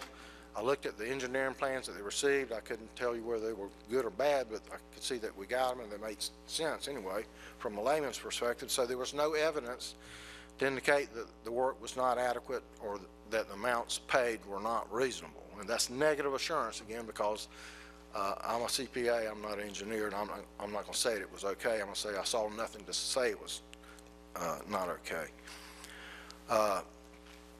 The third objective was whether or not there were any conflicts of interest in regards to the awards of the work. I did not find anything that suggested to me that the assistant general manager or his staff had an intent to circumvent the process of whatever or benefit that firm at the expense of the city. So what I'm saying is I found no evidence that there's an actual conflict of interest. But notwithstanding that, it is my judgment and my conclusion that if you're using taxpayer money and you're awarding it to different firms or whatever, and you're the authority that makes that decision, and you're approving that award to a firm that's partially owned and managed by your brother who benefits from it, the reasonable person on the street is going to say, that doesn't look right. And that's what's an appearance of a conflict of interest. And if you have an appearance of a conflict of interest such as that, the public's aware of it, then it's going to erode their trust in the government from that perspective. And management recognized that when we brought it to their attention. As I said earlier, they immediately changed the procedures such that that's no longer allowed. And we commended them for that action. In addition to that action, we made some other recommendations to maybe strengthen that. We want them to define what constitutes family and close relationships, and I think family, from my perspective, they'll have to define it, but it should include not only yourself, a firm that you may own, a business that you may own personally as a city employee that you certainly don't want to award business to, but also your spouse and your child, which is covered by state statute, but they need to add to that some others, siblings to be included. And how far out they go will be a judgmental call, but they need to expand it beyond just the spouse and the child and the individual. Chapter 112 allows local governments to do that. Chapter 112, Part 3 for state agencies says you does include brother siblings in terms of whether you can award business public monies in a contract to another business. So define what family is, define what close relationship is. We also recommend that these changes that are being made to the procurement procedures also be incorporated into the city's formal procurement policy, which is a city commission policy. And the last thing we do is recommend that each primary purchasing authority within the city should complete an annual assertion documenting any known vendors for which they may have an actual or perceived conflict of interest, and turn those in, let them be filed with the Treasurer Clerk's office. That's an exercise that will force them to think about who should they not do business with. And as far as, it's not that you don't want to be, the city should be able to award business to these types of entities. It's just that in the instance if I'm the purchasing authority and I have the conflict of interest, then it just needs to be escalated to somebody above me that does not have a conflict of interest for them to make the decision. So bottom line, there was nothing major wrong, but there's certainly an opportunity for the city to strengthen its appearance in terms of how it does business here. So be glad glad to answer any questions. Questions, Mr. Fletcher? I have one. There is normally after some period of months, there's a follow-up to the audit, is there not, to see how the recommendations were received or implemented? Right. This audit will be followed up on. There's an action plan. Okay. And it deals with strengthening those procedures and adopting them into city commission policy, completing the annual assertions and so forth, cleaning up the language, making it more definitive, and then training city employees and management on these revised procedures. So they'll giving them some examples will be very important, because sometimes it's pretty gray in a lot of instances as to is this a conflict or is this not a conflict. Right. So. Right.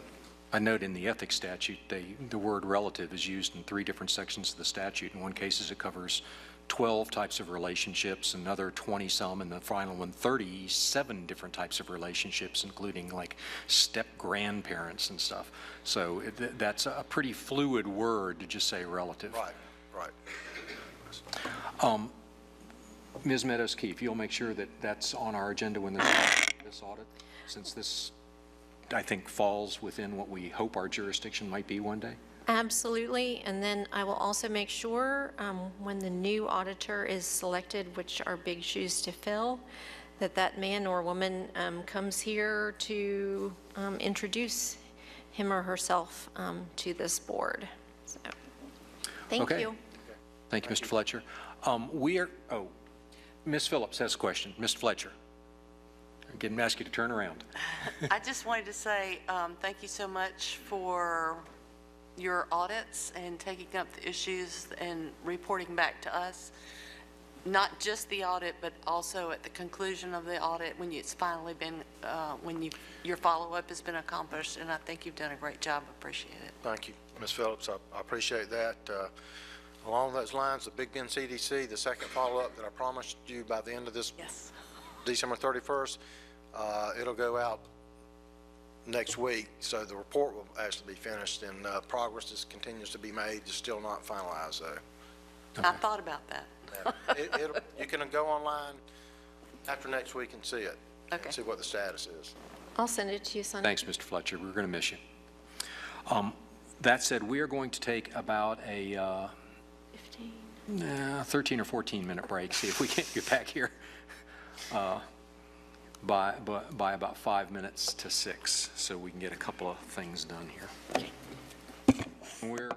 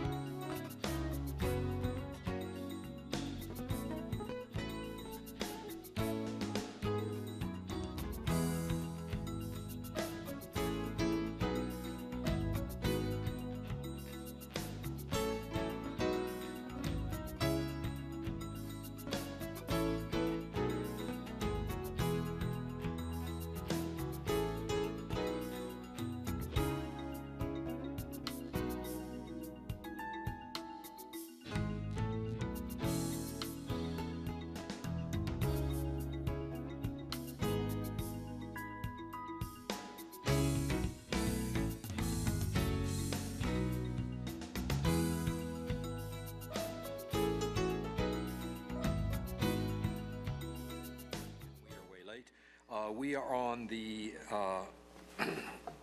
agenda item 7. The mayor had recommended at the commission's public hearing on ethics, he had made recommendations on 6 items that he thought might be pursued and asked us if we would look at them. We put them on our last agenda and as just an informational item, and it turned out there were 6 of them and 6 of us, and each one of us volunteered to look at them, and we have a couple that we're ready to discuss this evening. Well, let's do number 2 first. We'll do Mr. Grant's first. Dr. Grant's first. Colonel Grant's first, whatever you are down there. The guy down there next to Jerry. You want to just go through your... Sure. I was asked to comment on provision number 2, and the provision is all individuals, entities that have done business of $5,000 or more per year with the city in the last 3 years cannot have any official or ceremony involvement in a candidate's campaign for mayor or the city commission. And I looked at that and I thought about it, and I had some initial comments, and then I started looking at it again, and so my comments that are in there essentially say the intent is admirable, I think, in that it attempts to prevent the city from awarding contracts to businesses connected to elected officials. However, it appears to me to have the unintended consequence of excluding individuals from exercising their freedom to be involved in political campaigns. I don't think anybody should be precluded from that because of business and that sort of thing. So I think it penalizes the wrong set of people. And again, from the ethics perspective, we're trying to encourage ethical behavior among our elected and appointed officials, and I'm not sure this is the way to get at it. So I said, essentially, this should be aimed at the appointed or elected public servants, and it should stipulate that public officials should recuse themselves from voting on those types of things, city contracts, involving anyone supporting a city official's political campaign or where there's a conflict of interest, which sounds kind of like the status quo, but I think, it appears to me that the way the city commission phrased this, or whoever phrased it, is aimed at the wrong set of people. So essentially, those are my comments, Mr. Chair. Comments, questions? I would note one other thing. There's a state statute. It's 112, Chapter 112, Section 3143, and then it's paren 3 that talks about when municipal officers have to abstain from certain voting. It's basically when it inures to their special private gain or loss, or the private gain or loss of a principal by whom they're retained, or a relative or business associate. So somewhere in here, the idea of recusing themselves and or maybe just simply announcing that the relationship exists, so that it is very upfront, very public. If somebody wants to say, this person is my step great grandparent or great grandchild or whatever, that seems pretty distant related, maybe they still ought to announce it, because oftentimes those relationships are important. So with the concurrence of the board, I think what we would do is ask Ms. Meadows-Keefe and Mr. Currington to take a look at maybe putting some specific language down on paper that would expand on this recusal or reporting requirement a little bit, where there are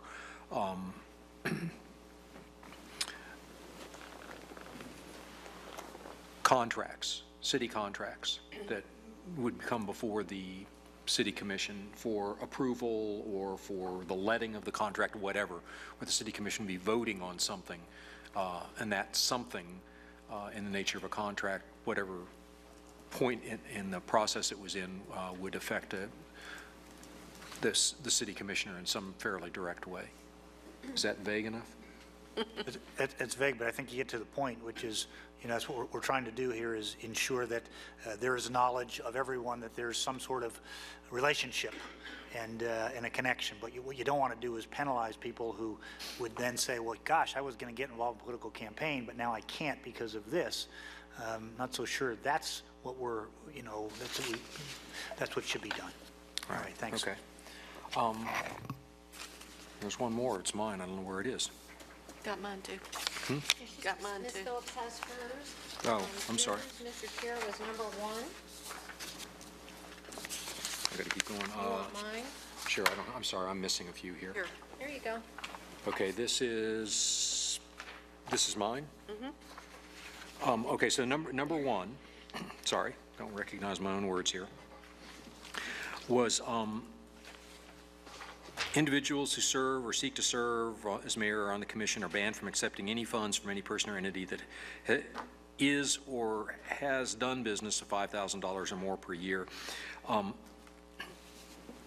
When I thought about this, it seemed to me that those funds could come in the nature of a gift. They could come as a business relationship, because we know that the mayor and city commissioners are part-time in those jobs and they have other business interests. So they could have a business relationship, and the money comes through the business relationship. Both of those things are governed under current state law. Or the money could come as a campaign contribution. And the more I read this, I began to think that this ban from accepting funds related to campaign contributions, since the other ways that I could see money coming as gifts or through business relationships are already covered by law. Clearly, I think since we know Citizens United opened up campaign contributions from private entities, but there is a subsequent D.C. Circuit opinion, Wagner versus FEC, Federal Election Commission, that basically opens the door to governments to say that you can ban campaign contributions from current contractors, current government contractors. I think narrowed to that specific piece, we would be adding to, rather than trying to restate current state laws for gifts or funds received through business relationships, we'd be looking just at campaign contributions and just from current vendors. And I think, given the D.C. Circuit opinion, which recognizes and was written a couple of years after Citizens United, I think we'd be on decent legal footing to pursue that one, that narrow slice of the mayor's broad recommendation. So again, if I could ask, anybody have any comments or questions of me on the one I took? Do we want to go ahead and talk about the review? Do we need a vote on that? Because other board members have to leave. Okay, we'll go to that next. Okay, I was going to say, maybe we could do that. Okay. If there are no comments or questions, what I do again is ask Julie and Jerry if they would put some words on paper for us in terms of a policy. And did we have another one? It's mine. Oh, Ms. Phillips. Yeah. Let's do that one, and then we'll go to the My View real quickly. Okay. So my view needs a vote. Okay. Can I borrow yours? It's right in front of you, I think.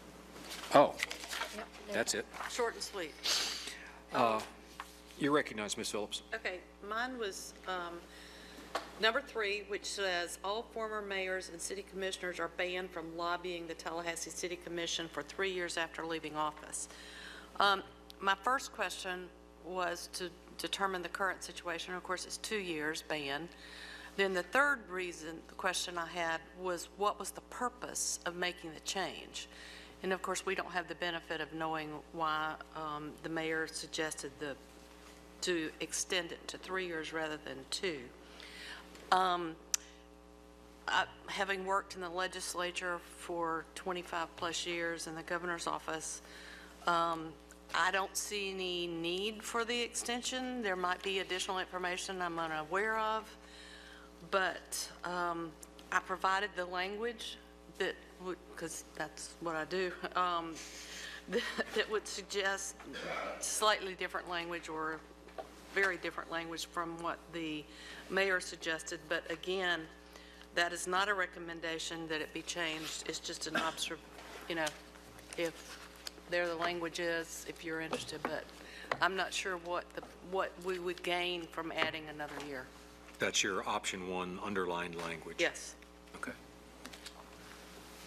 Comments or questions? So you're recommending that we give this one a pass? Right.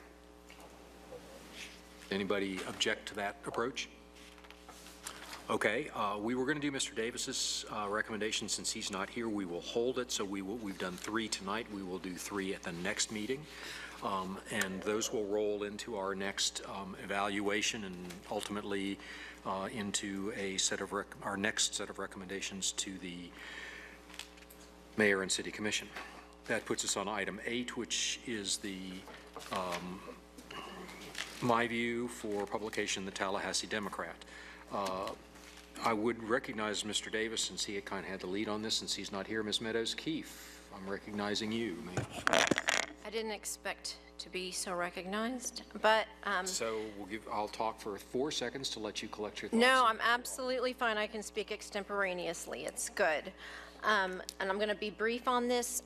Mr. Davis had brought forward a number of times that he felt it would be beneficial for the public to have a My View published from the board's perspective, not to particularly advocate for any particular issue, instead to further educate the public, which is part of the board's mission, as to the board's role, function, and its accomplishments in the years since inception.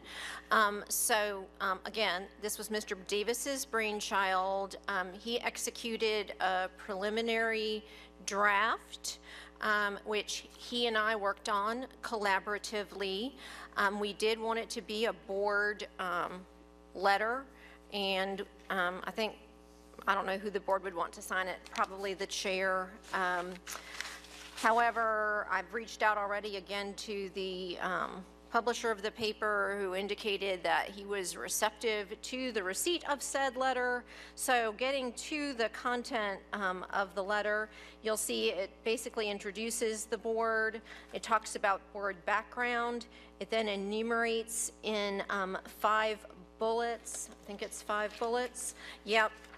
Things that the board has done, including in the 5th bullet, talking about how we've asked the commission for additional authority, which obviously is of great concern to members of the public and as advocated by this board.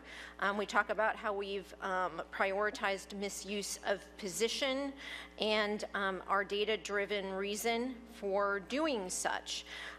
Also acceptance of gifts, and we acknowledge the work that was done in passing the charter amendment. We give citizens the number to the Ethics and Fraud hotline. And then we emphasize our educational component, which again is huge in our mission.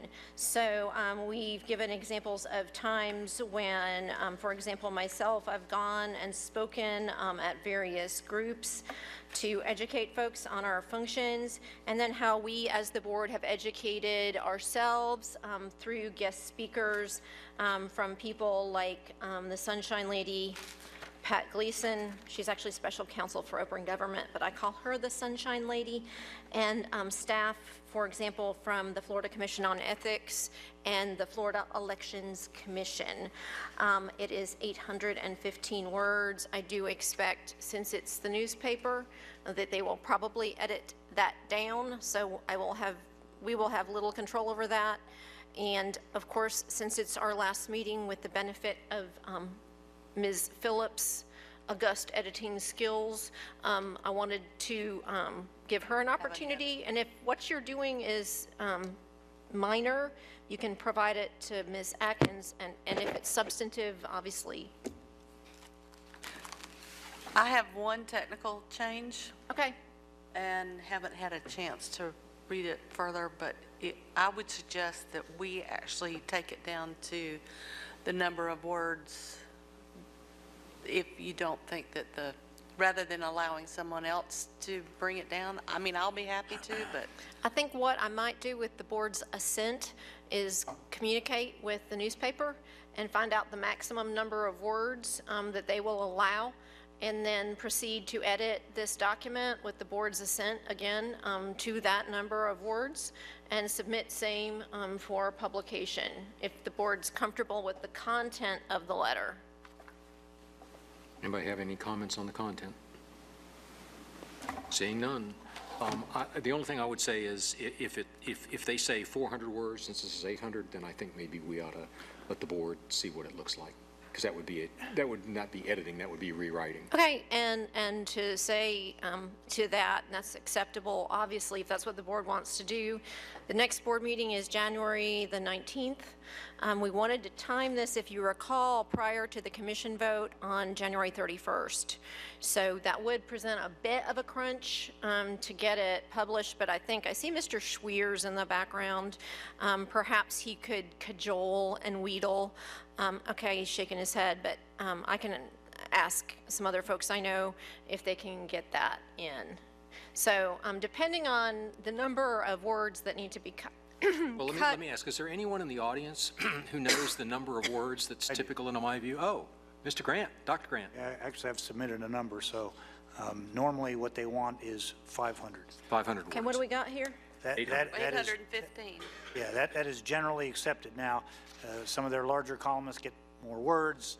You know, folks have been around, get more words, but if you are on my view, first time or that sort of thing. But because this is an important issue and the Democrats following this, they may allow that. But I think the first answer you're going to get out of the box is somewhere around 500 words. What do you have, Mr. Chair? May I recognize Mr. Schweers? What? Well, I think instead a better option may be that I reach out and find out what number of words there are and try to, okay. Yeah, but the better way to do it is No. to find out what the allowable word number is. Absolutely. And then, you know, let us edit to fit rather. We're a little picky. Yes. Yeah. Yeah, and whatever you do decide to publish, Ms. Phillips gets to edit it. Right. Because she's not off the board officially until the end of the month, so I know where to find her. Okay, so I think Ms.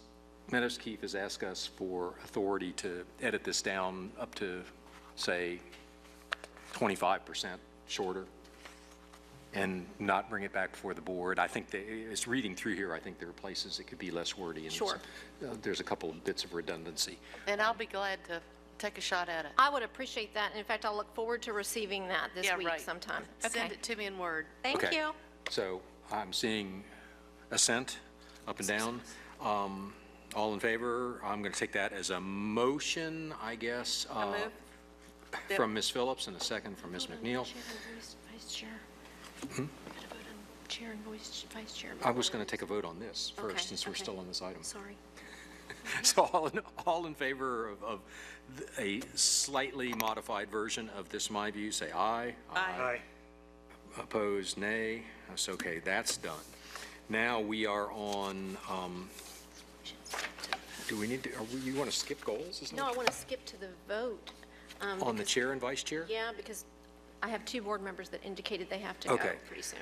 Okay, we are on chair and vice chair for the 2018 calendar year. I don't like that small.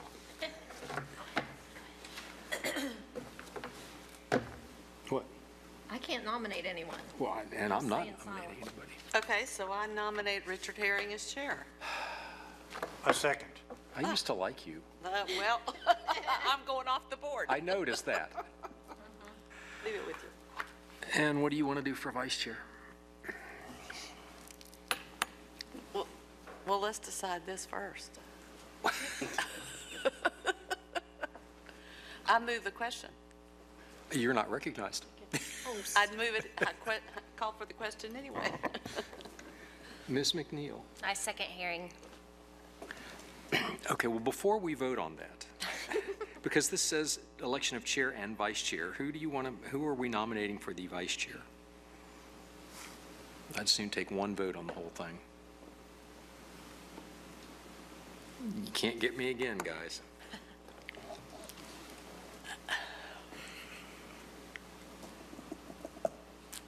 I call for the question. People can How about self-nominate. Cecil, since he's not here? Yeah, right. No, I don't think you'd appreciate that.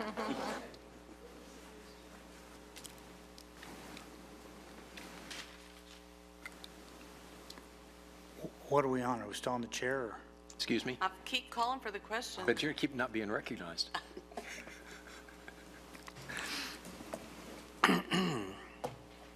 Mr. Grant?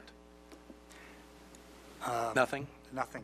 Nothing on the chair. I think you've been doing a great job, and I think obviously it's the consensus of the board for you to continue.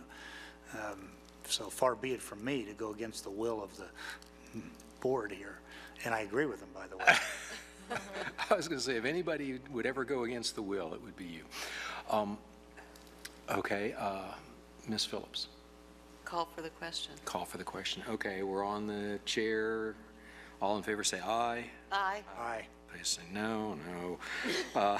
Now, I need a nomination for vice chair.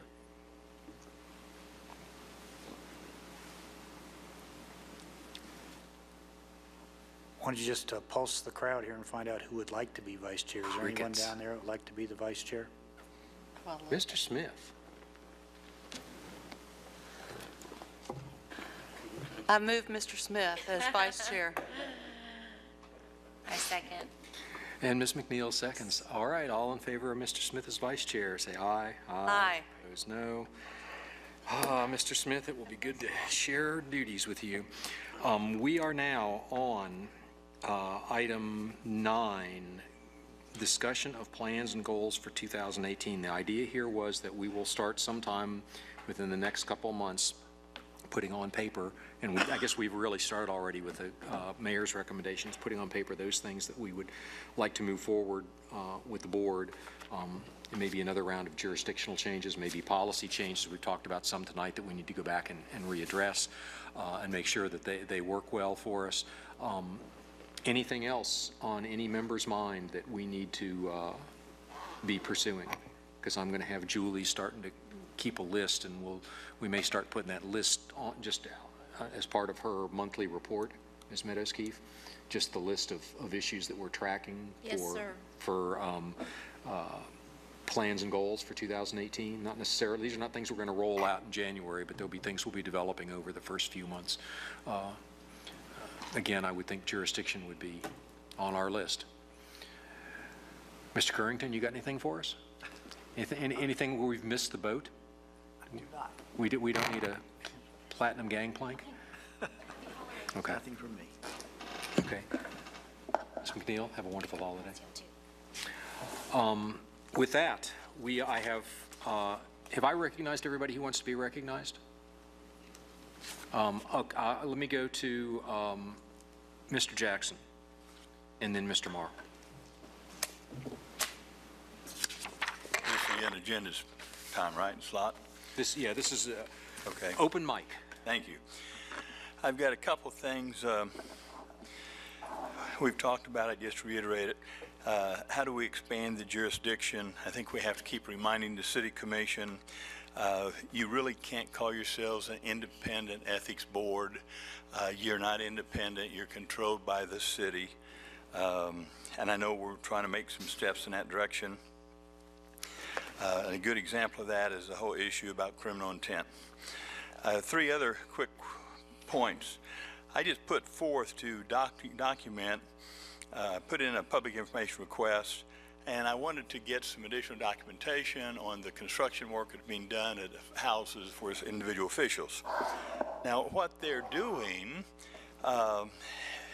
is once I ask for this information, say, here's the houses, here's the dates, I get a letter back that, well, this is going to cost you $2,000 or $3,000.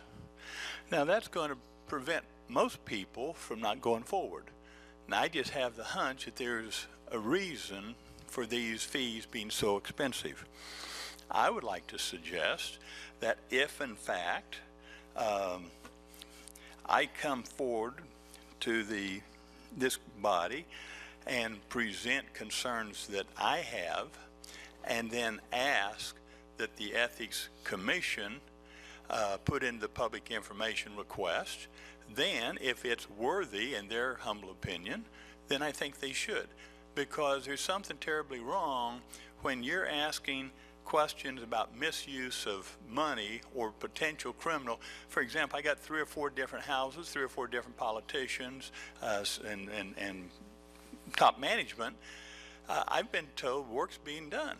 Well, I've got to get access to that information. And if we have to do, so what I'm doing right now is I'm going to do a couple of them, but then the other 3 or 4 I'm not able to do right now. I may have to do it every month, so if they're going to charge me $2,000 or $3,000, I'll work that into my schedule. But I don't think private citizens should have to pay that much money. So, one point. Second, Mr. Holloman, I think I'm going to give him a call, was appointed by the city. I think his appointment was unethical. I don't think we should start out the city appointing someone. Everyone knows the Osley Law Firm. The Osley Law Firm, one of the longest time serving city contractors. This board even has an attorney from the Osley Law Firm. And I'm saying nothing negative about the current attorney or Mr. Holloman that I've heard a lot of very positive things about. But there's that appearance again. He's a member of the Osley Law Firm or the Osley family. And if he's a member, the question, isn't there somebody else in this town who's not a family member of a city contractor? So I think that's a mistake. I think this body, I would ask them to look at that, and they could respectfully ask for an alternative, be appointed for that reason. Clear conflict of interest. The third comment, a few months ago we had an investigation of the mayor and about buying some software program, and they did the investigation, and the mayor said, it wasn't me, I'll pay it back, it wasn't my fault, somebody else did it. Well, the question then, I think we need to have an audit done because there's 2 or 3 city staff people. The mayor said it was his staff that did it. It was his staff that sent this information out to the campaign, and it's his staff did X, Y, Z.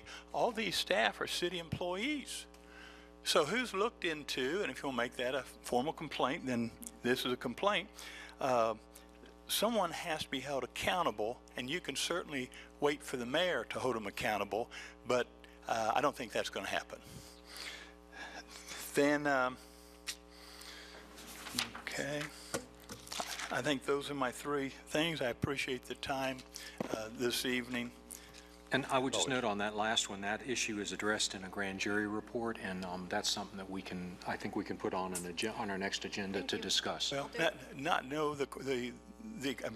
all due respect, what I think was the comments about the mayor were, but there was no accusations or claims against the mayor's staff. That's what I'm saying. We have city employees who are not supposed to work in political campaigns during the day. Right. That's what my concern is. Right, that wasn't addressed by the criminal investigation.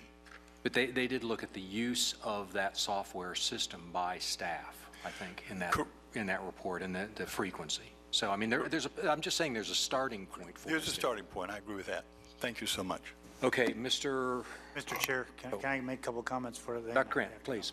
On the comment that Mr. Jackson made, I also read that grand jury thing, and I would like to see if we could put that on the agenda for our next meeting. I think that's worthy of discussion. I apologize. Yeah. Which No, the one that Mr. Jackson just referred to. The last one about the use of the... I yellowed some stuff up in the grand jury report, and I said, I think, this is worthy of discussion. I agree, and we'll put it down for a public discussion. That was one of those things that Julie and I talked about, and I asked her, I didn't know if it was something where we'd need to go into a non-public meeting, so I asked that she send it to you guys, but I think that it's public meeting material, so we'll do it in a public meeting. And I have 2 other quick comments, and I have to actually refer to some of the speakers who were earlier. Please. One is that I guess my concern is that we as an ethics board not get drawn into a mission creep situation where we are doing other things. In organizations that I've been in, both in government and the military, they have something called an inspector general, who is someone to whom complaints can be made and investigate and those types of things, and they're supposed to be independent and that sort of thing. We have to be careful, otherwise we will find ourselves in a position where we are adjudicating all kinds of things or looking at different types of things. So I would be careful with that. And I think we've got to keep the focus on the ethical thing. Again, as I've mentioned before, I think one of the roles of this board is to be the conscience for those types of ethical things, especially for the leadership, within the state, within the city, both at the appointed level and elected level. The second thing, and it's to Mr. Poitevin's points, actually, it reminds me of a couple of quotes I did use in the closed session. That's no commander worth the salt has ever not tried to exceed his authority. In other words, any commander worth a darn has always tried to exceed his or her authority. And so I hear you on that, and I think that's something actually we have discussed. And I think that thanks to the chair's leadership and other members of the board, we have been moving forward in that direction. So I think that's a good thing. And so I want to give proper recognition to the chair for doing that. I think that the letters, those types of things, even without the authority to impose fines and those types of punishments, still is an important aspect of what we do. Whether you call it a bully pulpit or, the fact that we are here saying, hey, there was unethical behavior here, it's not fined or anything, but it's recognized as such.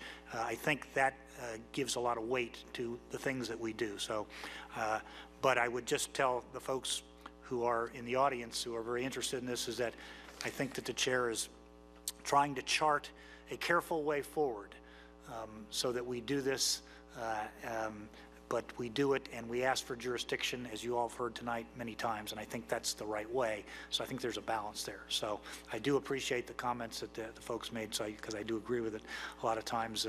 In fact, in my own personal life, I find that it's better to beg forgiveness than to ask permission. Okay, but again, within a legal aspect, of course. Anyway, just wanted to get those on the record, Mr. Chair, and I appreciate it, and I'm sorry I have to leave early. Okay, as a follow-up to one of those, Ms. Meadows-Keefe, would you, for our next meeting, do a one-pager, kind of a side-by-side of what the charter says for ethics and ethics enforcement versus the hotline and hotline referrals?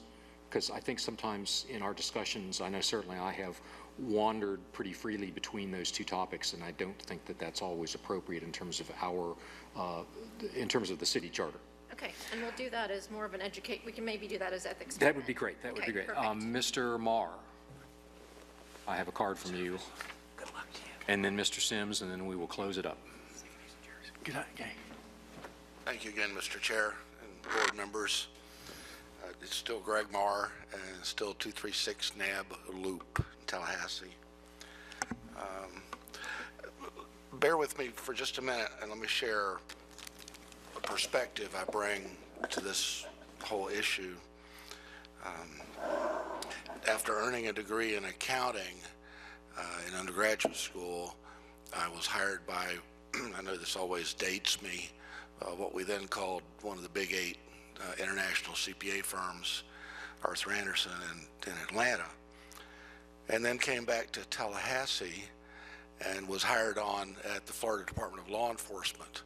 I guess they figured it was easier to turn an accountant into an agent than to turn an agent into an accountant. But it did come in handy, because after I would complete a criminal investigation, and they were all of public officials statewide, out of the Commissioner's Office of Executive Investigations. They were investigations that the governor ordered that we do. But after I did my investigation, I was able to testify at trial and be recognized as an expert witness in forensic accounting. And then I was a bona fide bureaucrat for a few years, and then finally got around to going to law school and prosecuted administrative law for a couple of state agencies for 10 years. So that's why I'm kind of earnest about this whole topic here. Just a quick view from 30,000 feet. I think the city commission has got it all wrong. I'm not going to attribute it because I can't prove corrupt to the preservation of a good old boy network or good old girl. It sure as heck looks like it. By hamstringing you, by not giving you a quiver full of arrows of violations. I think you ought to look across the state, and Ms. Meadows-Keefe may have already done this, and gather up all reasonable violations and get them in your quiver, and be about it earnestly. Piecemeal, it'll be years before you chisel that Mount Rushmore into anything recognizable. And so I'm going to do what I can as a citizen to encourage the city to be more, I mean, y'all are the people's board. The people spoke resoundingly, and that's why you're here. And we had high hopes. And here we are 2 years into the process, and we ain't getting much done. And it's a jurisdictional issue.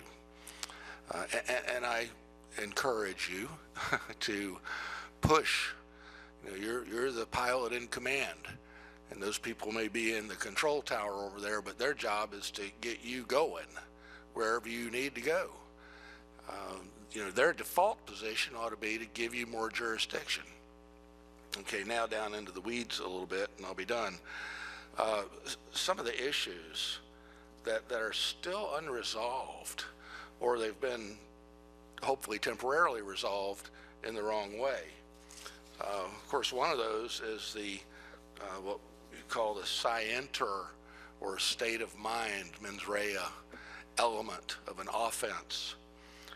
And to have to prove with corrupt intent is so daunting.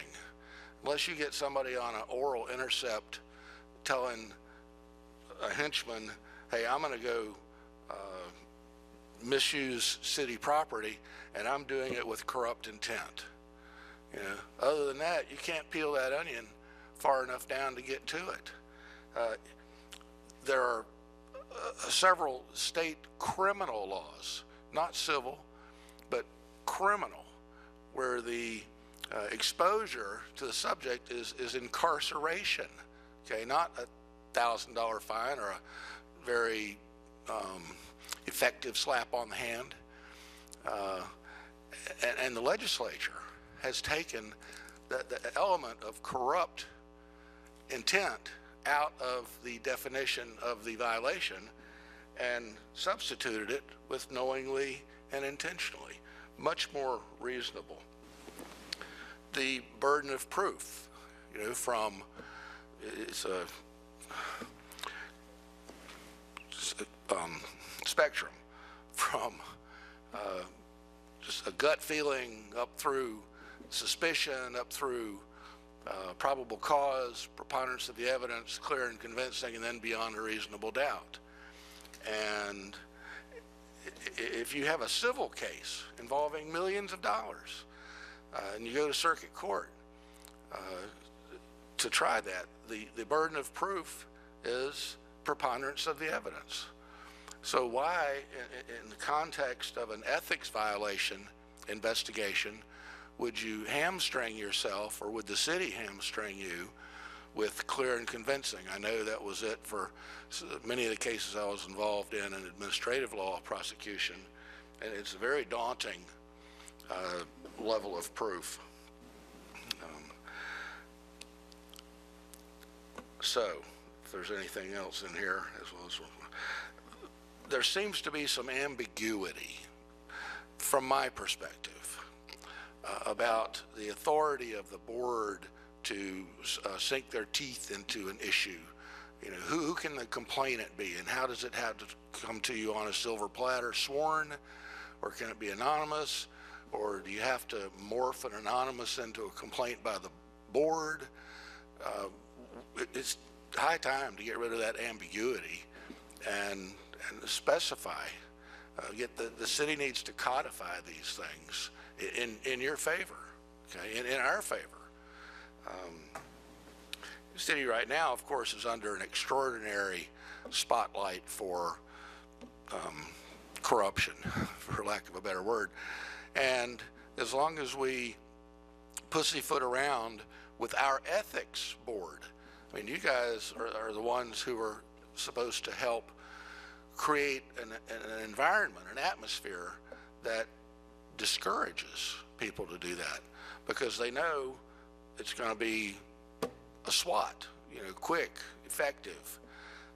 Right now, anybody out there watching, it doesn't get up in the, if they have a bad intent, they're not getting up in the morning worrying about you guys, and they should. Okay, so those are my remarks. I think the city's getting it wrong, and I think, I guess I'll be blunt again. The city needs to get off of their sit-upon, and y'all need to have the kind of backbone that we anticipated you would have in your dealings with the city. And when you're ready to take off, by God, the guy in the tower is supposed to say, cleared to take off. Thanks, sir. Mr. Sims and Mr. Poitevin, I'll recognize you next. I will note that we do not have a quorum. We lost it a couple minutes ago, so. Sir, I just wanted to really come back because I'm not confident that my message was relayed. And I hear you talking about putting out, and I'm sorry, Julie, but I'm going to say this, because when you do that, it makes me think that you're dissing off of my opinion. I think that there's a wrong perception, Ms. Phillips, about an ethics commission. When you go to when I worked for the state and I said I've got an issue and I want to file a complaint with the state inspector, the general inspector or the state inspector, they had some respect. If you walked in that state inspector's office, your employer, your supervisor, they backed down or they gave you a level of respect. Here in this here environment, when I came to Julie, they turned up. And my experience from down at that security desk until I was finally able to get into that conference room with Julie and Fletcher, and he was telling me that he didn't feel comfortable because I'm so aggressive, and I've got tears rolling down my eyes. Oh, he didn't say that, Julie? Because he said, because I reached for my phone, I said, if you feel that threat, let me start. Oh, if you're going to record, I don't want to. Because if I had not recorded that down at that security desk, Mr. Chairman, it would have been just brushed over just like it was in that little file.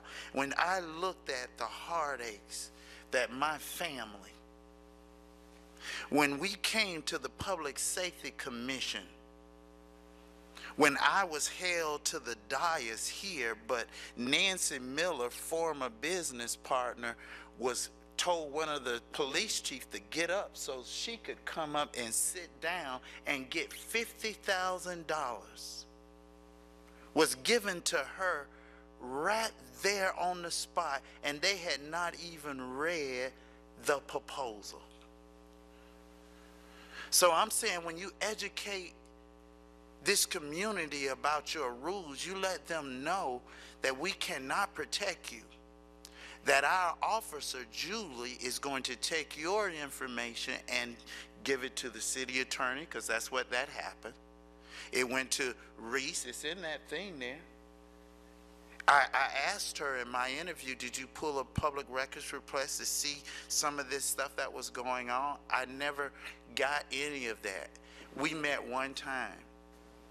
No one came back and educated me and said, usually someone would say, you file a complaint, here's what's going on, now this is what's going to happen. If I didn't make those calls, Mr. Hearing, if I didn't ask those questions, no one, and so if you're going to say that you're going to educate the public, and I apologize, ma'am, but I think this is very important. Please tell them that what level of protection you can offer or cannot offer. Because that is not coming out in them 500 pages in my view. When I filed this complaint, it stepped up. Not for just me, but for my wife who have worked for the city attorney for 20 years, for my son who's working at the Holloman Park, and for me. It's real, Mr. Hearing. This is not a joke. this is not, sir, Mr. Smith, where you are on an ethics complaint board of a city that does not have some catastrophic problems. And we're sitting here talking like, you know, everything is beautiful in Tallahassee and we'll get along and we're going to get us a little bit more authority, like we're not in the urgency of now. I view that what's going on in a city that I love is at the level of Puerto Rico, who can't get the power back on. And I'm just sitting there. I had to wait because I don't see anybody moving with an urgency of now. And I see Julie just saying, yes, I'm going to talk with Lou. And then I'm going to talk with the interim city manager. And I'm going to ask them, did you do that to him? And they're going to say, no, we didn't do that to him. Recommendation, close. And that's just, we have an officer with no respect. Well, Mr. Sims, I can tell you that has been our lament for 3 years, that we have so little authority that there are two parts of the city charter.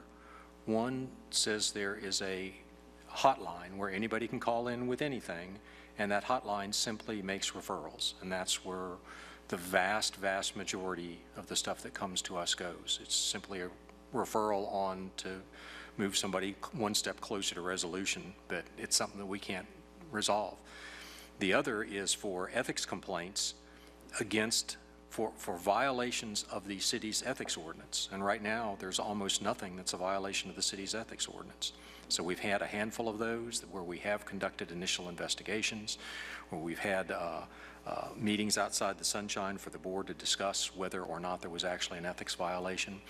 And we have now for nearly a year been working to try to get that expanded, but I can't make it happen any faster than it happens. And if you think that it's not, if you think it's frustrating from where you sit, I can tell you it's frustrating from where I sit too.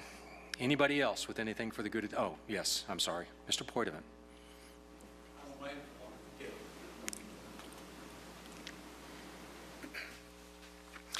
I just wanted to make one point regarding the issue of anonymous complaints.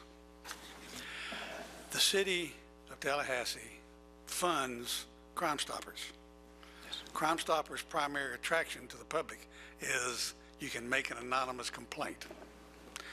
So on the one hand, they are encouraging anonymous complaints in criminal matters, but they seem to have no problem, on the other hand, regarding themselves, and ethics complaints must be something other than an anonymous complaint. I know there's a lot of discussion, and Julie and I have discussed various interpretations and possible solutions. And maybe the self-initiating complaint issue will work, and maybe it won't.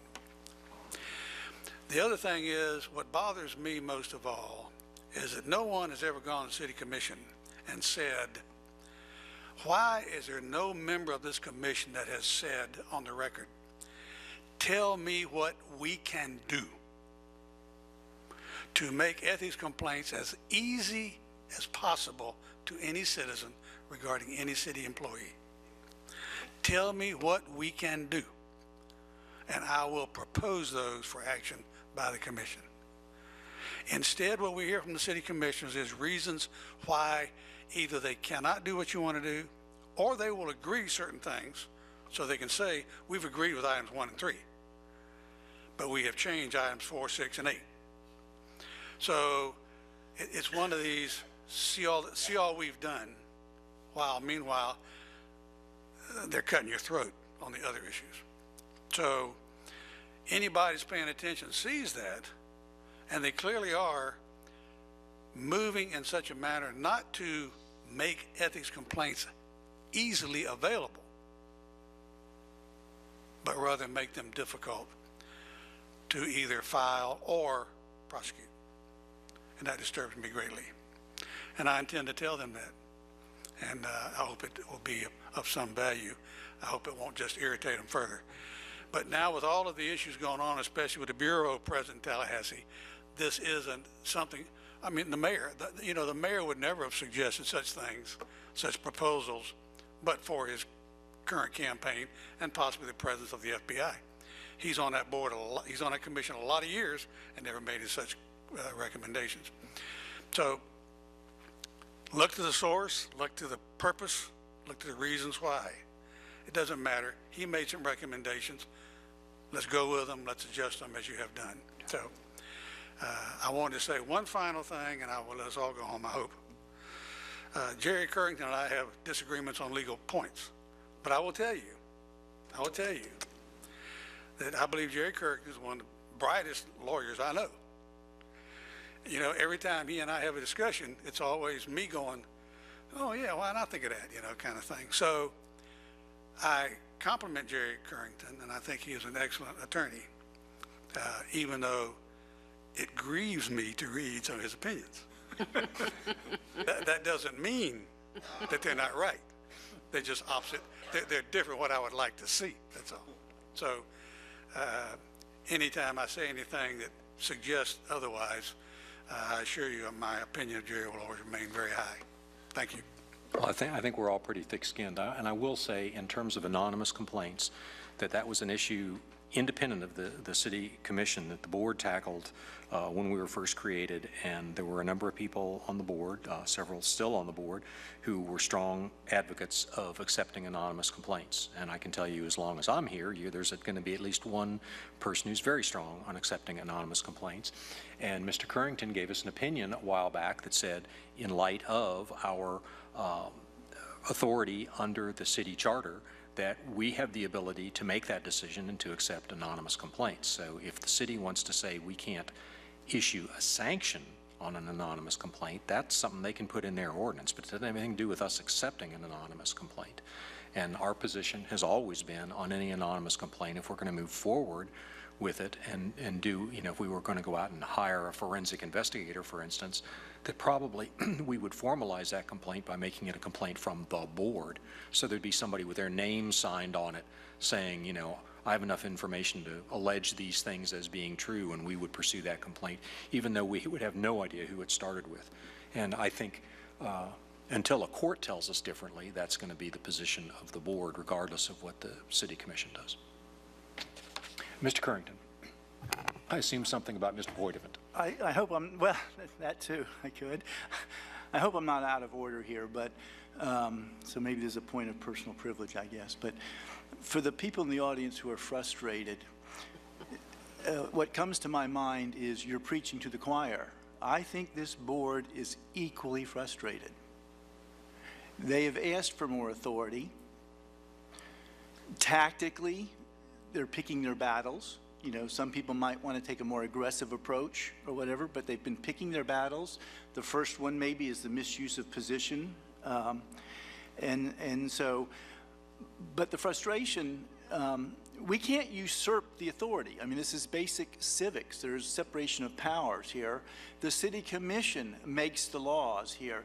They make the ethics code. They decide what is prohibited behavior. Now, let me give you an example. It's the issue du jour, sexual harassment. If one of you filed a sexual harassment charge today against some city official, this board does not have jurisdiction to deal with sexual harassment. Now, do the courts? Yes. Does HR for the city commission? Yes. But this board will not have any authority to investigate sexual harassment because the ethics code does not prohibit sexual harassment. We don't make the code, we just enforce what is prohibited. And just at the risk of being redundant, what does the city code prohibit or require? It requires disclosure of lobbyists representing the city. It requires financial disclosure of elected officials. It requires disclosure of offers of employment, and it has expanded certain abstention requirements. It has 4 teeth. You know, this board would love a mouthful of teeth, maybe. But again, they're choosing their battles. But they cannot usurp authority. The aggressive advocacy we've seen today from the audience, I would encourage you to direct it to the city commission. They have the power to make the law. This board is like a judicial body. It's quasi-judicial. We can adjudicate guilt or innocence on ethics violations, but they cannot usurp that authority. and they cannot grant it upon themselves. It needs to be granted to this board. And so I wish you all good success. Ms. Phillips. You just took my thunder away, but I wanted to just take a point of personal privilege, and I want to reiterate, and this was the first thing I wrote on my list to speak about tonight, my last meeting, and that's to the audience that's here. I applaud what you're doing, but I'm telling you, please don't shoot this group. We're trying to do as much as we can. We're doing what we can, and I've heard time after time that we're not doing our jobs. We're doing our jobs that we were given, and we can't do more than that.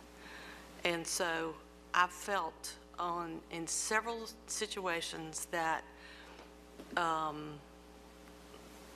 it was unfortunate, because I think you all have the best at heart, but you're really trying to shoot the very people who are trying to help you, in some cases, not all cases. So keep doing what you're doing, but just direct your frustrations, as we do, maybe in a place where it can really be effective. I'm not saying you're not, but I'm just asking you, please do. Mr. Herc Currington, I've enjoyed your counsel and your candor. Mr. Herring, I've always enjoyed our friendship, and your leadership has been fantastic. It's been great serving on this board. It was an education. It wasn't training, believe me, but it has been an education. I'm looking forward to traveling and not having to adjust my travel plans for this board so that we would have a quorum, because we don't have enough members. Mr. Smith, I wish you all the luck that you're going to need. Julie, I will not miss doing the minutes. But I will work on this draft. To the city of employees, who will probably never hear this, but I wish them all the best under very trying times at the moment, but if they'll just believe in themselves. And I've always said that I always believe that people are going to do the right thing until I'm proven wrong. And unfortunately, I've been proven wrong sometimes, but I've been proven right most of the time. So my best to them. Mr. Holloman, I wish him the best. Lucy, I'm going to miss your cheerful smile and your personality. And I hope I didn't forget anybody that's here at the moment, but I have enjoyed serving, but I am so much looking forward to all those trips that I can take and not have to worry about a quorum. Can I say something real fast? Ms. Meadows-Keefe. Okay. I do want to say to the vice chair, Ms. Phillips, that she has been such a great friend and mentor to me, and that she has taught me a great deal, not only about this job, but about perfecting and honing editing skills, which I thought I had, which apparently I don't have as well as I thought. But she's been true gold to me in both my professional and my personal life. So I just wanted to say that to her publicly. Okay with that, Ms. Smith, you good? I'm good. Wish everybody a happy holiday, and I hope you get everything that on your list that's ethical. With that, we're adjourned.